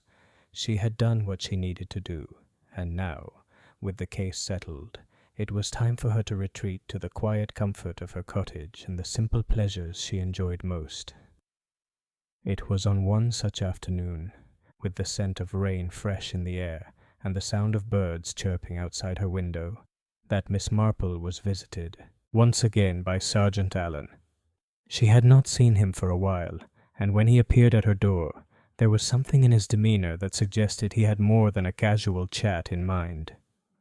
"Good afternoon, Miss Marple," he said, tipping his hat politely as she ushered him inside. "I hope I'm not disturbing you." "Not at all, Sergeant," Miss Marple replied with a smile. "It's always a pleasure to see you. Please come in. Tea?" "That would be lovely, thank you," Sergeant Allen said, settling into a chair by the fireplace. "I've been meaning to speak with you. It's about the case, and what comes after." Miss Marple raised an eyebrow as she poured the tea. She knew that even in a small village like Willowbrook, matters of the heart and mind could be just as intricate as any criminal case. "I see. What is it you've been thinking?" "Sergeant?" He hesitated for a moment, choosing his words carefully. "It's the aftermath, Miss Marple. The villagers, they're healing, but I think there's still something lingering beneath the surface. Some of them, especially Mrs. Green, they're still not at peace." Miss Marple set the teapot down and took a seat opposite him. "I'm afraid that healing is rarely a neat process, Sergeant. It takes time. Sometimes the wounds we can't see take longer to heal than the ones we can." Sergeant Allen sighed, his gaze distant. "I know that. But I can't help but think that some of them haven't fully processed everything. Mrs. Green, for example. She still comes to see me every week, and it's clear she's struggling. She's angry, confused, and yet she doesn't know how to express it." Miss Marple studied him carefully, her eyes softening with understanding. Grief often manifests in strange ways. For some it's anger, for others it's silence. Mrs. Green loved Mrs. Pemberton deeply, and to have lost her in such a way, with all the confusion and betrayal that followed, it must be a difficult thing to bear. "I'm starting to think that maybe the village needs more than just time," Sergeant Allen continued, his voice thoughtful. "Maybe they need something more tangible. Something to bring them together, something to make sense of what happened." Miss Marple smiled gently, her expression calm and knowing. "You're a good man, Sergeant. You want to fix things, but sometimes people need to work through their own feelings. The best thing you can do is be there for them, listen to them when they're ready to talk. You can't force peace. It must come in its own time." Sergeant Allen looked at her, his eyes filled with gratitude. "I know that now. But still, I wonder if there's something more that could be done. I've been considering the idea of a memorial, something that would honor Mrs. Pemberton's life in a way that wasn't tied to her tragic end. I think it might help the village come to terms with everything." Miss Marple thought for a moment, her mind running through the possibilities. A memorial, yes, that could work. It would give the villagers a chance to reflect on Mrs. Pemberton's life, not just the circumstances of her death. It would remind them of the humanity behind the obsession, the complex nature of every person, even those who were capable of causing harm. "I think that's a wonderful idea, Sergeant," Miss Marple said finally. "A memorial that reflects both the good and the bad of Mrs. Pemberton's life. That would allow the villagers to reconcile her memory, to remember her as she truly was. Flawed, yes, but also a part of this community. It would be a step toward healing, a step that they could take together." Sergeant Allen nodded, a thoughtful expression on his face. "I think I'll bring it up at the next village meeting. Thank you, Miss Marple. You've given me something to think about." "You're welcome," Miss Marple said softly as she stood to see him out. "I've always believed that healing begins with acceptance. If the village can accept what happened, they can begin to move forward." As Sergeant Allen left her cottage, Miss Marple returned to her quiet thoughts. She had seen many things in her life, far more than most people could ever imagine. Yet it was these moments, quiet, introspective, the ones that unfolded slowly over time, that often carried the most weight. Healing, after all, was not something that could be rushed. The truth had been revealed, justice had been served, but the emotional scars would take longer to fade. In time, the village would find its balance once again. Life would return to its gentle rhythm, but the memory of the tragedy would always linger beneath the surface, and perhaps that was for the best. For in remembering, the villagers would also learn to forgive, to understand, and to cherish the fleeting beauty of life and community. Miss Marple looked out her window at the peaceful scene beyond. A quiet village bathed in the soft glow of evening. There would always be mysteries to solve, but for now, the most important work had been done. The villagers of Willowbrook had been given the gift of reflection, of understanding, and perhaps that in the end was all they truly needed to begin again. Chapter 12. A Quiet Resolution. The days in Willowbrook flowed on, and the village began to take on its familiar, gentle rhythm once again. The aftermath of Mrs. Pemberton's tragic death, though still a quiet undercurrent, was no longer the heart of the village's conversations. Life had returned to its natural pace, with its small triumphs and ordinary joys. The garden party, followed by the idea of a memorial, had begun the slow, steady process of healing, offering a sense of peace, however fragile, to the villagers. Miss Marple, now content in the knowledge that her work was done, continued with her quiet days at the cottage. Her walks were unhurried, her evenings spent reading or sipping tea by the fire. It had been a long while since she had had such a peaceful respite, and she was grateful for it. Yet despite the calm, there was still something that tugged at Miss Marple's mind, a lingering thought, something unfinished in the back of her mind that had not fully resolved itself. She had been thinking of Mrs. Lambert, of course, and the consequences of her misguided actions. The young woman, now in custody, was facing the consequences of her desperation and misplaced loyalty. But something about the way she had acted, her quiet resignation, her defense of her aunt even in the face of her guilt, spoke to a deeper complexity in the human heart. Miss Marple had always believed that understanding was the first step toward forgiveness, but the question remained: could Mrs. Lambert ever forgive herself? One afternoon, as Miss Marple was preparing to take a walk down to the village shop, there was a knock at her door. She opened it to find Mrs. Green standing on the doorstep, her face weary but gentle. "Good afternoon, Miss Marple," Mrs. Green said with a small, hesitant smile. "I hope I'm not disturbing you." "Not at all, Mrs. Green," Miss Marple replied, stepping aside to let her in. "What brings you here today?" "I've been thinking," Mrs. Green began, sitting down in the chair Miss Marple had offered, "about everything that's happened. About Mrs. Pemberton and about Rachel Lambert. And I've realized something." Miss Marple took a seat across from her, waiting for Mrs. Green to continue. Her quiet demeanor suggested that whatever was coming next was important. "I've spent so much time grieving, so much time being angry that I haven't taken the time to truly think about Mrs. Lambert," Mrs. Green said softly, her eyes distant. "I was so focused on what she had done, on the betrayal she caused, that I never stopped to consider why she did it." Miss Marple nodded thoughtfully. "You're quite right, Mrs. Green. It's easy to let anger and grief cloud our understanding of others. But the truth is, people are often driven by feelings they don't fully comprehend, emotions that lead them down paths they would never choose if they had the clarity of mind to stop and think." Mrs. Green sighed, her shoulders sagging slightly. "I have been so angry at her. I thought I could never forgive her for what she did.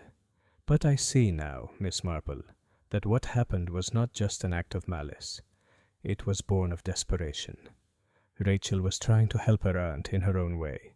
She was just too blinded by that need to help. And by her own feelings of inadequacy," Miss Marple added quietly, her eyes sharp. "Mrs. Lambert, in her own way, was seeking validation, just like her aunt. She believed that if she could help her aunt win, she would prove her worth. But in doing so, she went too far." Mrs. Green sat quietly for a moment, her hands folded in her lap. "I understand that now, but it doesn't make what she did any easier to accept." "No, it doesn't," Miss Marple agreed. But it does open the door to understanding, and through understanding, forgiveness becomes possible. Mrs. Green looked up at her eyes filled with a quiet resolution. I think I'm ready to forgive her. It won't be easy, but I'm ready. She made a terrible mistake, but she wasn't evil. She was just human. Miss Marple smiled gently. That's the hardest part, isn't it? Accepting that even the people we trust and love can make terrible mistakes. But the important thing is that you've seen her as she is, not as the villain you once thought her to be. And in doing so, you've given yourself the gift of peace. Mrs. Green nodded slowly, her face softening as she processed Miss Marple's words. Thank you, Miss Marple. I think I needed to hear that. I've been holding on to too much anger. It's time to let it go.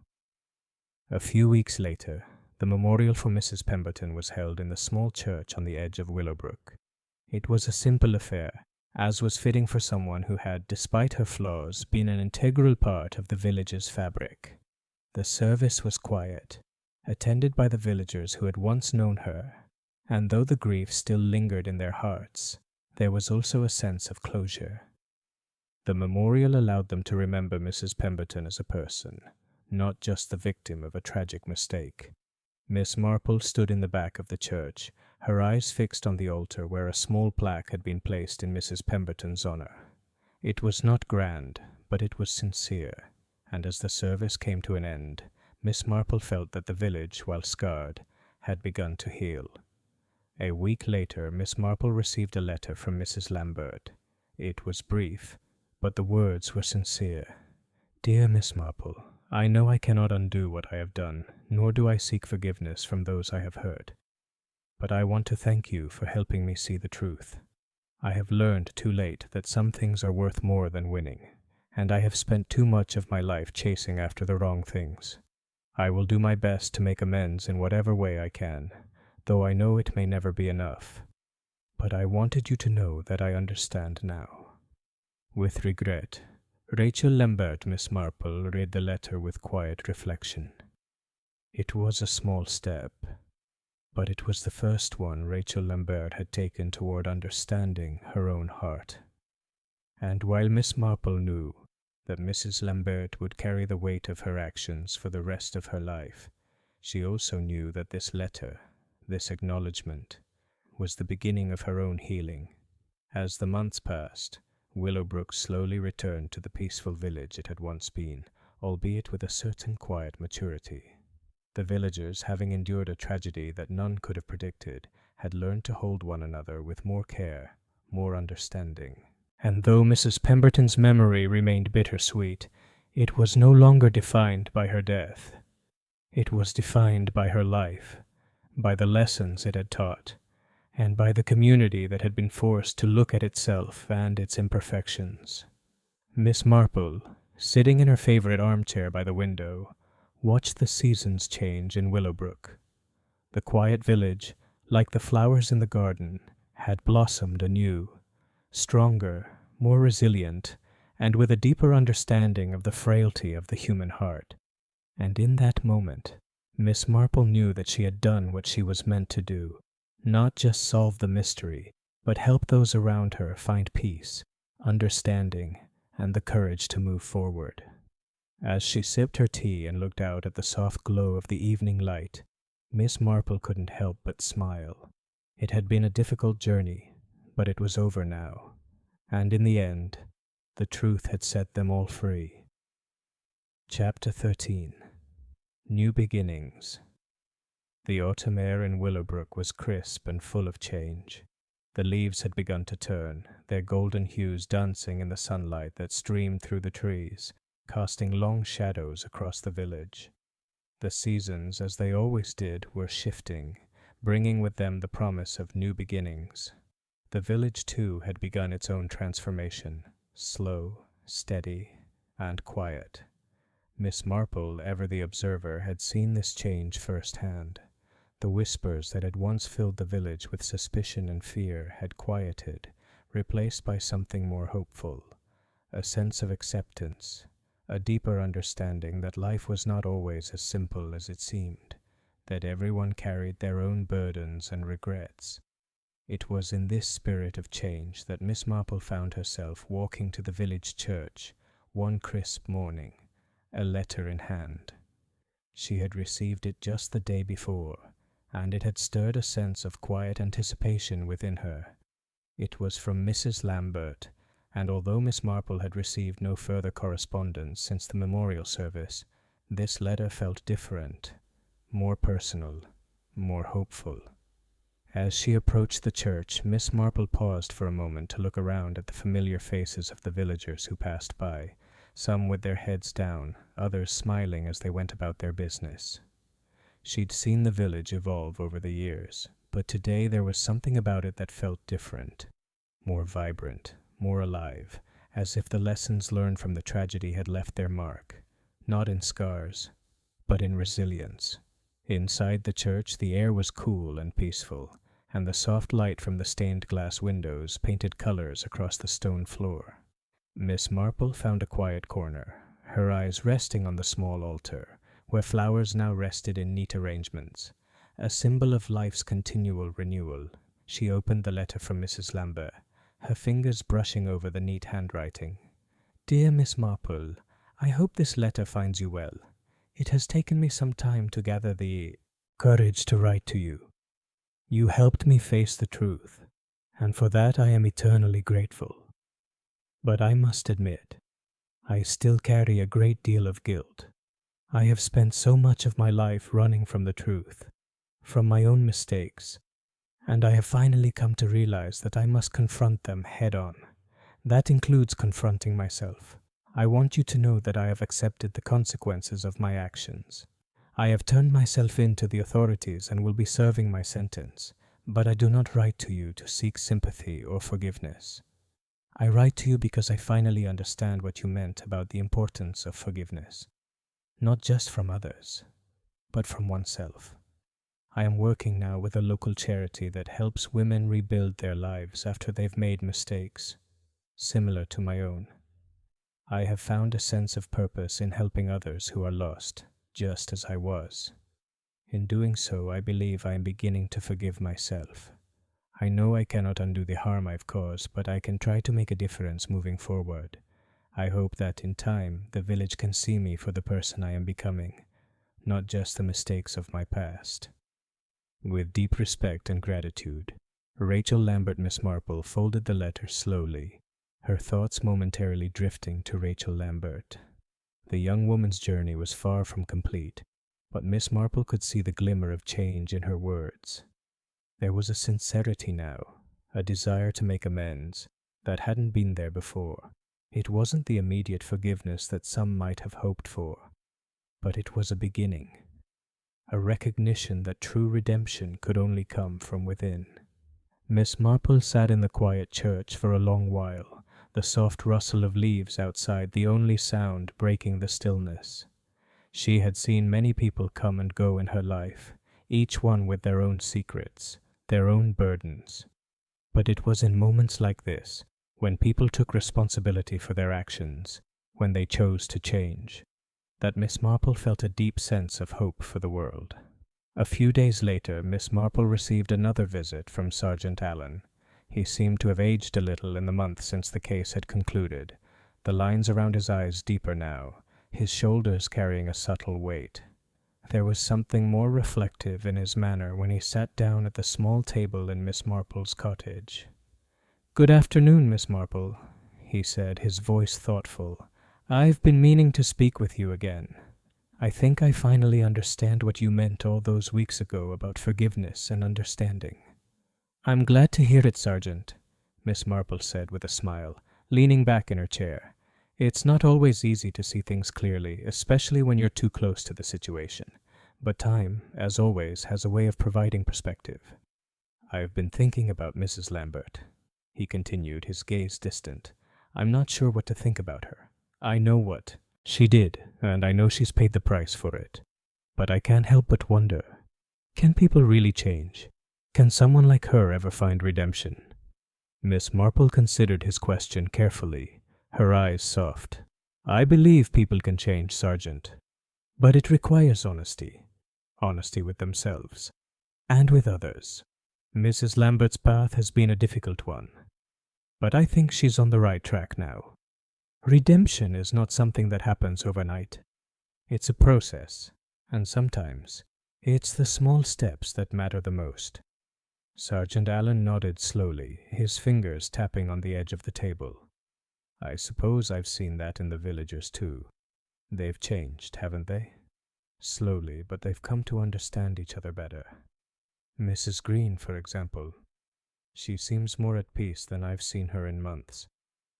They all have, Miss Marple said with quiet assurance. The village has been through something difficult, but in that difficulty they've learned to be kinder to one another. That's often the way of it, isn't it? Through adversity we find our true strength. Sergeant Allen looked up at her, a small smile tugging at his lips. You always know just what to say, Miss Marple. Perhaps that's your greatest gift. Miss Marple chuckled softly. I don't think it's a gift, Sergeant. I think it's simply that I've learned to listen. People are often much more open than they realize. As the weeks turned into months, life in Willowbrook settled into a quiet peace. The village was no longer defined by tragedy, but by the lessons learned from it. Rachel Lambert, now working with the charity, began to build a new life for herself, though she knew the road ahead would be long.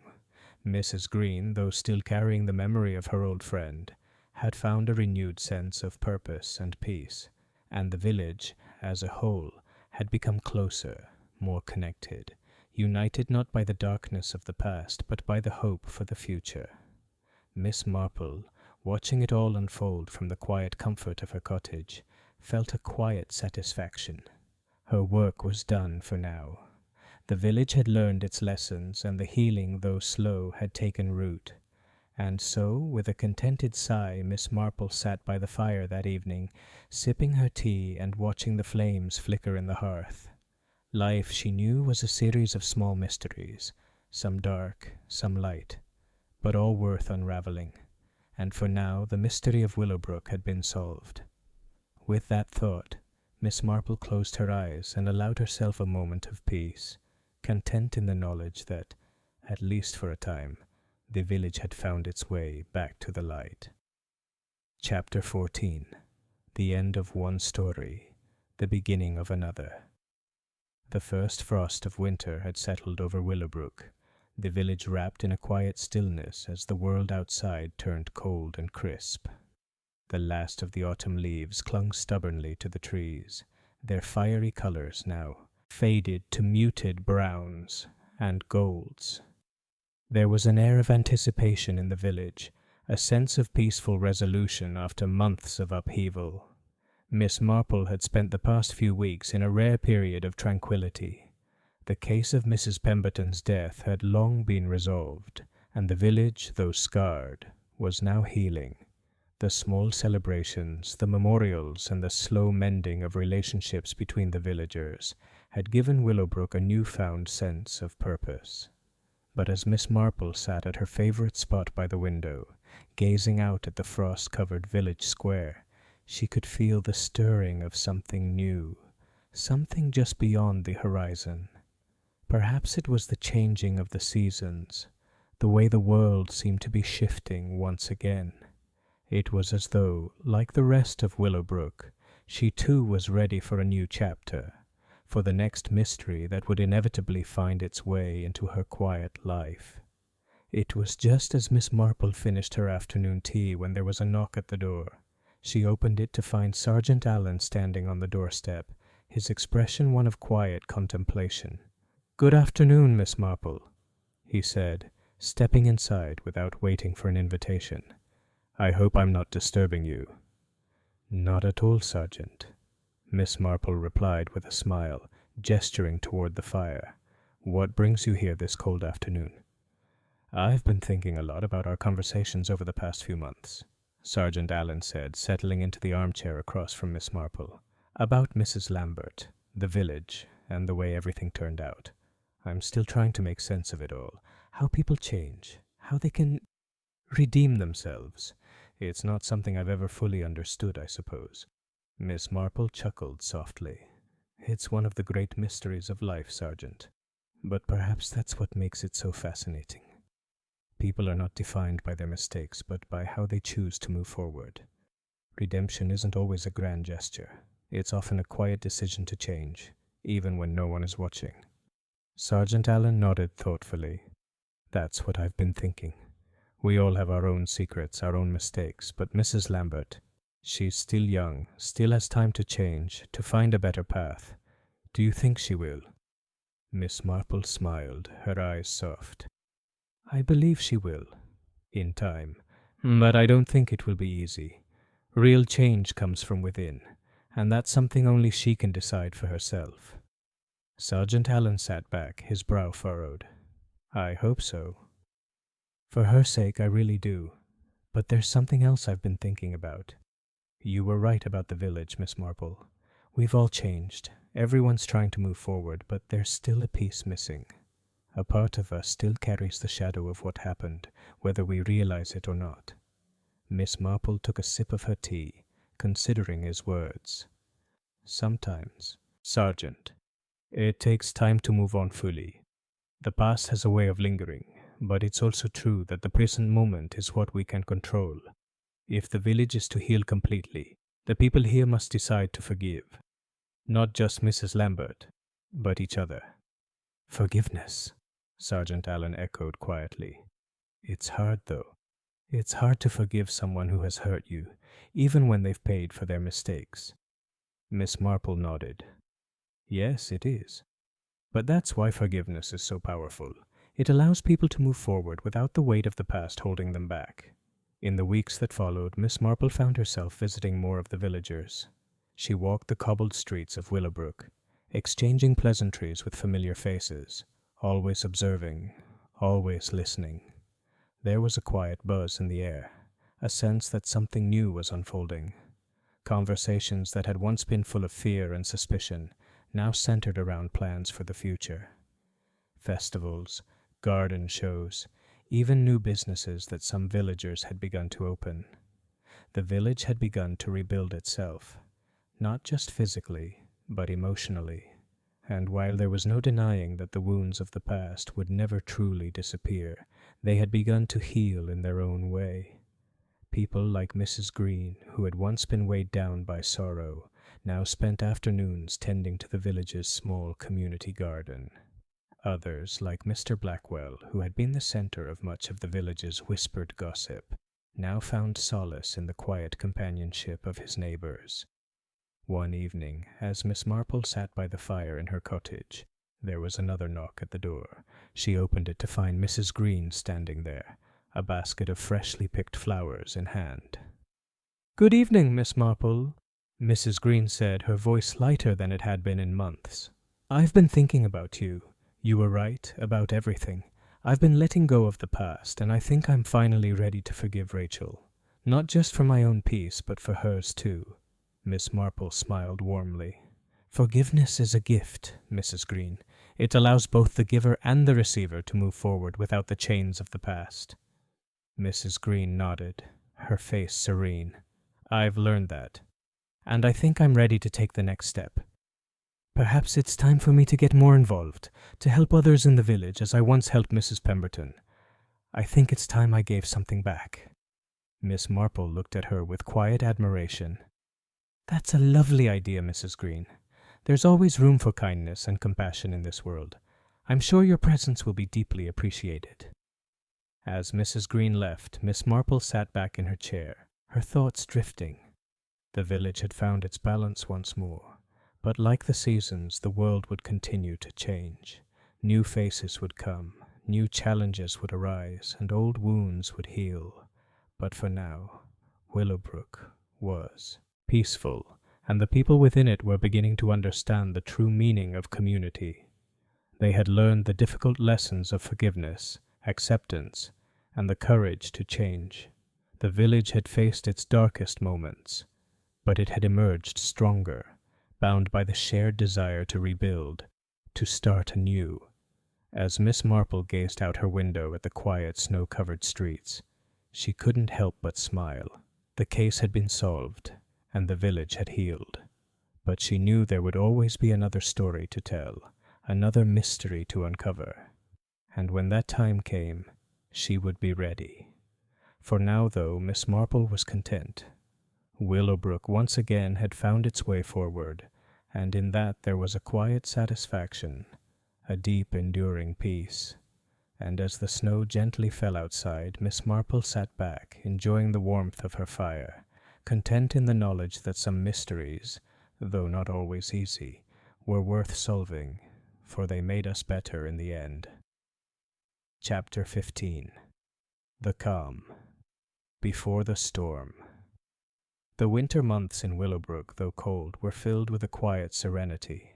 The village seemed to hibernate, tucked beneath blankets of snow, as the villagers turned inward, spending time with family, tending to small projects, and sharing stories by the fire. The garden parties and village fetes had been replaced by simpler pleasures, warm cups of tea, the sound of church bells on Sunday mornings, and the occasional walk along the frost-laden paths. Miss Marple, content in her solitude, spent these months reflecting on the changes that had swept through the village over the last year.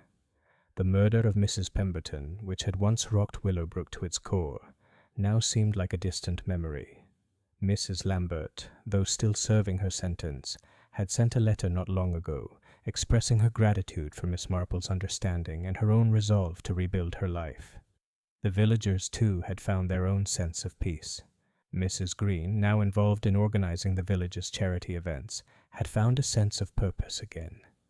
Mr. Blackwell had quietly resumed his work as a landscaper, his once sullen demeanor now tempered with a quiet kindness. Even the children, who had once played in the shadow of the village's grief, seemed to radiate the same hopeful energy that had begun to blossom in Willowbrook itself. But though the surface was calm, Miss Marple knew better than to think that all was truly at rest. The village, with its quiet, close-knit ways, had always had its secrets.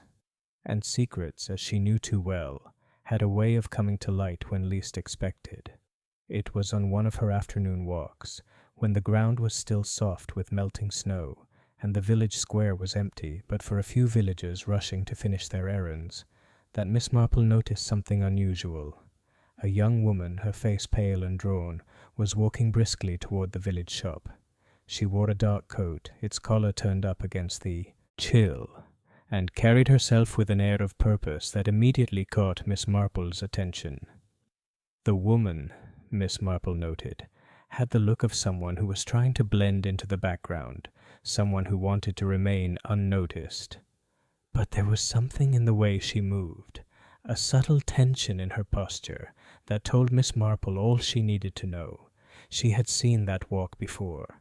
It was the walk of someone running from something. Curiosity piqued, Miss Marple followed the woman from a distance, making her way down the cobbled streets toward the village shop. The shop itself was warm and inviting, a small oasis in the cold of winter, filled with the scents of freshly baked bread and the sounds of friendly chatter. The woman entered the shop quickly, disappearing inside without a second glance. Miss Marple stood outside for a moment, watching the door, her thoughts turning over the possibilities. The woman was unfamiliar. Miss Marple was certain of that. Willowbrook was a village of few strangers, and this woman, despite her attempts to blend in, did not belong here. After a brief pause, Miss Marple stepped inside the shop, the bell above the door jingling softly as she entered. The warmth inside immediately enveloped her, and she greeted Mrs. Bates with her usual smile. "Good afternoon, Mrs. Bates," Miss Marple said, her voice light. "I trust everything is well today." Mrs. Bates, bustling around the counter, gave her a quick smile. "Afternoon, Miss Marple. All is well, though there's a bit of a new face in the shop today." Miss Marple's eyes flickered to the back of the store, where the young woman was now engaged in conversation with one of the other customers. She was standing awkwardly, her hands clutching a small basket filled with goods, her eyes darting around the shop as though searching for something or someone. "Ah, I see," Miss Marple said, her tone casual but thoughtful. "I didn't notice her earlier. Is she new to the village?" "She is," Mrs. Bates replied, leaning in closer as she spoke in a quieter voice. "Her name's Miss Evelyn Hart. She arrived a few days ago, claiming she's come to settle here. But I must say, Miss Marple, there's something about her that doesn't sit right with me. She's quiet, nervous, and she seems to be avoiding conversation with the other villagers." Miss Marple nodded, her curiosity growing. "Indeed. And does she seem familiar to you, in any way?" Mrs. Bates shook her head. "No, not at all. She's very private. She hasn't been in the shop long, but something about her manner, I mean, it feels like she's hiding something." Miss Marple's mind clicked into gear. There was something in Mrs. Bates's description that stirred her memories of past cases that had turned out to be less than they first appeared. Willowbrook had its share of mysteries, both big and small, and Miss Marple had learned over the years to trust her instincts. Something about Miss Evelyn Hart felt off. Later that day, Miss Marple made her way back to her cottage, her mind whirling with thoughts of the young woman.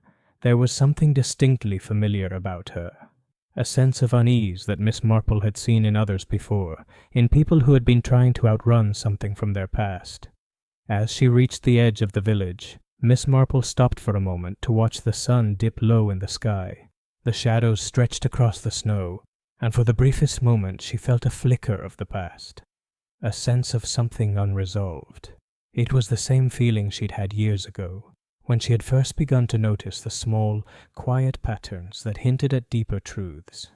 She had learned long ago that no mystery was ever fully solved, that there were always new layers to uncover. And Miss Marple, though she had seen much in her time, was always ready for the next challenge, always curious about the stories yet to be told. That evening, as she sat by the fire, sipping her tea and watching the flames dance in the hearth, Miss Marple felt a quiet sense of anticipation. The village had been peaceful for so long, and while she cherished the calm, she couldn't help but wonder what was waiting just around the corner. The young woman, Miss Evelyn Hart, was clearly a mystery in the making, and Miss Marple, ever the patient observer, knew that it was only a matter of time before the secrets she was carrying would come to light. And when they did, Miss Marple would be ready. For now she leaned back in her chair, her eyes twinkling with the promise of a new story yet to unfold. Willowbrook, as always, had its quiet, hidden stories waiting for someone to uncover them. Miss Marple smiled to herself. Another mystery, she thought, would soon reveal itself. Chapter 16. Unraveling the Threads. The days following Miss Marple's first encounter with Miss Evelyn Hart were quiet, but charged with the sort of anticipation that comes when one senses that a new chapter is about to unfold. The young woman had taken up residence in a modest cottage at the edge of Willowbrook, away from the bustling heart of the village. She kept to herself, rarely seen except for brief visits to Mrs. Bates's shop or the occasional walk down the cobbled lanes. Despite her apparent isolation, Evelyn's presence had begun to stir something in the village. Curiosity, yes, but also unease. There was something about her, something guarded, that made the villagers hesitant to approach her. Miss Marple, of course, had already observed that there was far more to Evelyn Hart than met the eye, and she knew that if she were to uncover the truth, she would need to watch and wait for the right moment. It was one chilly morning, just as Miss Marple was finishing her tea, that she received an unexpected visitor. Sergeant Allen, looking a little worn but still carrying the same air of quiet determination, arrived at her cottage. His face, usually steady and composed, was now marked by a hint of concern. "Good morning, Miss Marple," he greeted her, stepping inside after a brief nod. "I hope I'm not disturbing you." "Not at all, Sergeant," Miss Marple replied, her sharp eyes observing the unease that seemed to radiate from him. "What brings you here this morning?" "It's about Miss Evelyn Hart," Sergeant Allen said, his voice low. "I've been keeping an eye on her, as I'm sure you've noticed. But there's something strange about her arrival here. She hasn't shared much about her past, and despite being polite, she's been rather distant with everyone." Miss Marple gave a small nod, her mind already beginning to turn over the possibilities. "Yes, I've noticed that myself. She's certainly not forthcoming. And from what I understand, her arrival in Willowbrook has been rather abrupt, hasn't it?" That's just it, Sergeant Allen replied, his brow furrowing. She came to the village with no apparent connections. No family here. Nothing to indicate why she chose Willowbrook. But what's even stranger is that I've spoken to some of the other constables in nearby towns, and none of them have any record of her. It's as if she simply appeared out of nowhere. Miss Marple leaned forward, her interest piqued. That is indeed curious. And did you find anything that could explain her sudden arrival? Sergeant Allen hesitated, clearly unsure whether to share his thoughts. Finally, he spoke in a quiet voice, almost as if he were unsure of his own suspicions. There's one thing I did find. She arrived in the village only a few days after a stranger was seen in the area. Some of the locals mentioned that he seemed to be looking for someone. When I asked around, no one could recall any specifics about him, but I get the feeling that he's connected to Miss Hart in some way. I don't know how yet, but I have a sense that her arrival here isn't as innocent as it seems. Miss Marple's eyes narrowed, her thoughts shifting quickly. There was something about this mystery that felt different from the others she had solved. Darker, perhaps, and more elusive. She could feel the weight of it settling on her, the quiet tension that always preceded the revelation of a long-buried truth. Perhaps it's time we paid Miss Hart another visit, Miss Marple said softly, her voice calm but resolute. Not to confront her, of course, but sometimes people reveal more than they intend when they are given the right kind of attention. Sergeant Allen nodded slowly, his expression thoughtful. I agree, but we'll need to be careful. She's not the type to open up easily. The next afternoon, Miss Marple made her way to the outskirts of Willowbrook, where Miss Evelyn Hart's cottage sat tucked behind a veil of ivy and overgrown trees. The weather had taken a turn for the colder, and the air was sharp with the scent of winter. Miss Marple, wrapped in her shawl, walked at her usual steady pace, her mind focused on the task ahead. When she reached the cottage, she knocked gently on the door, her hand tapping lightly against the wood. For a moment there was silence.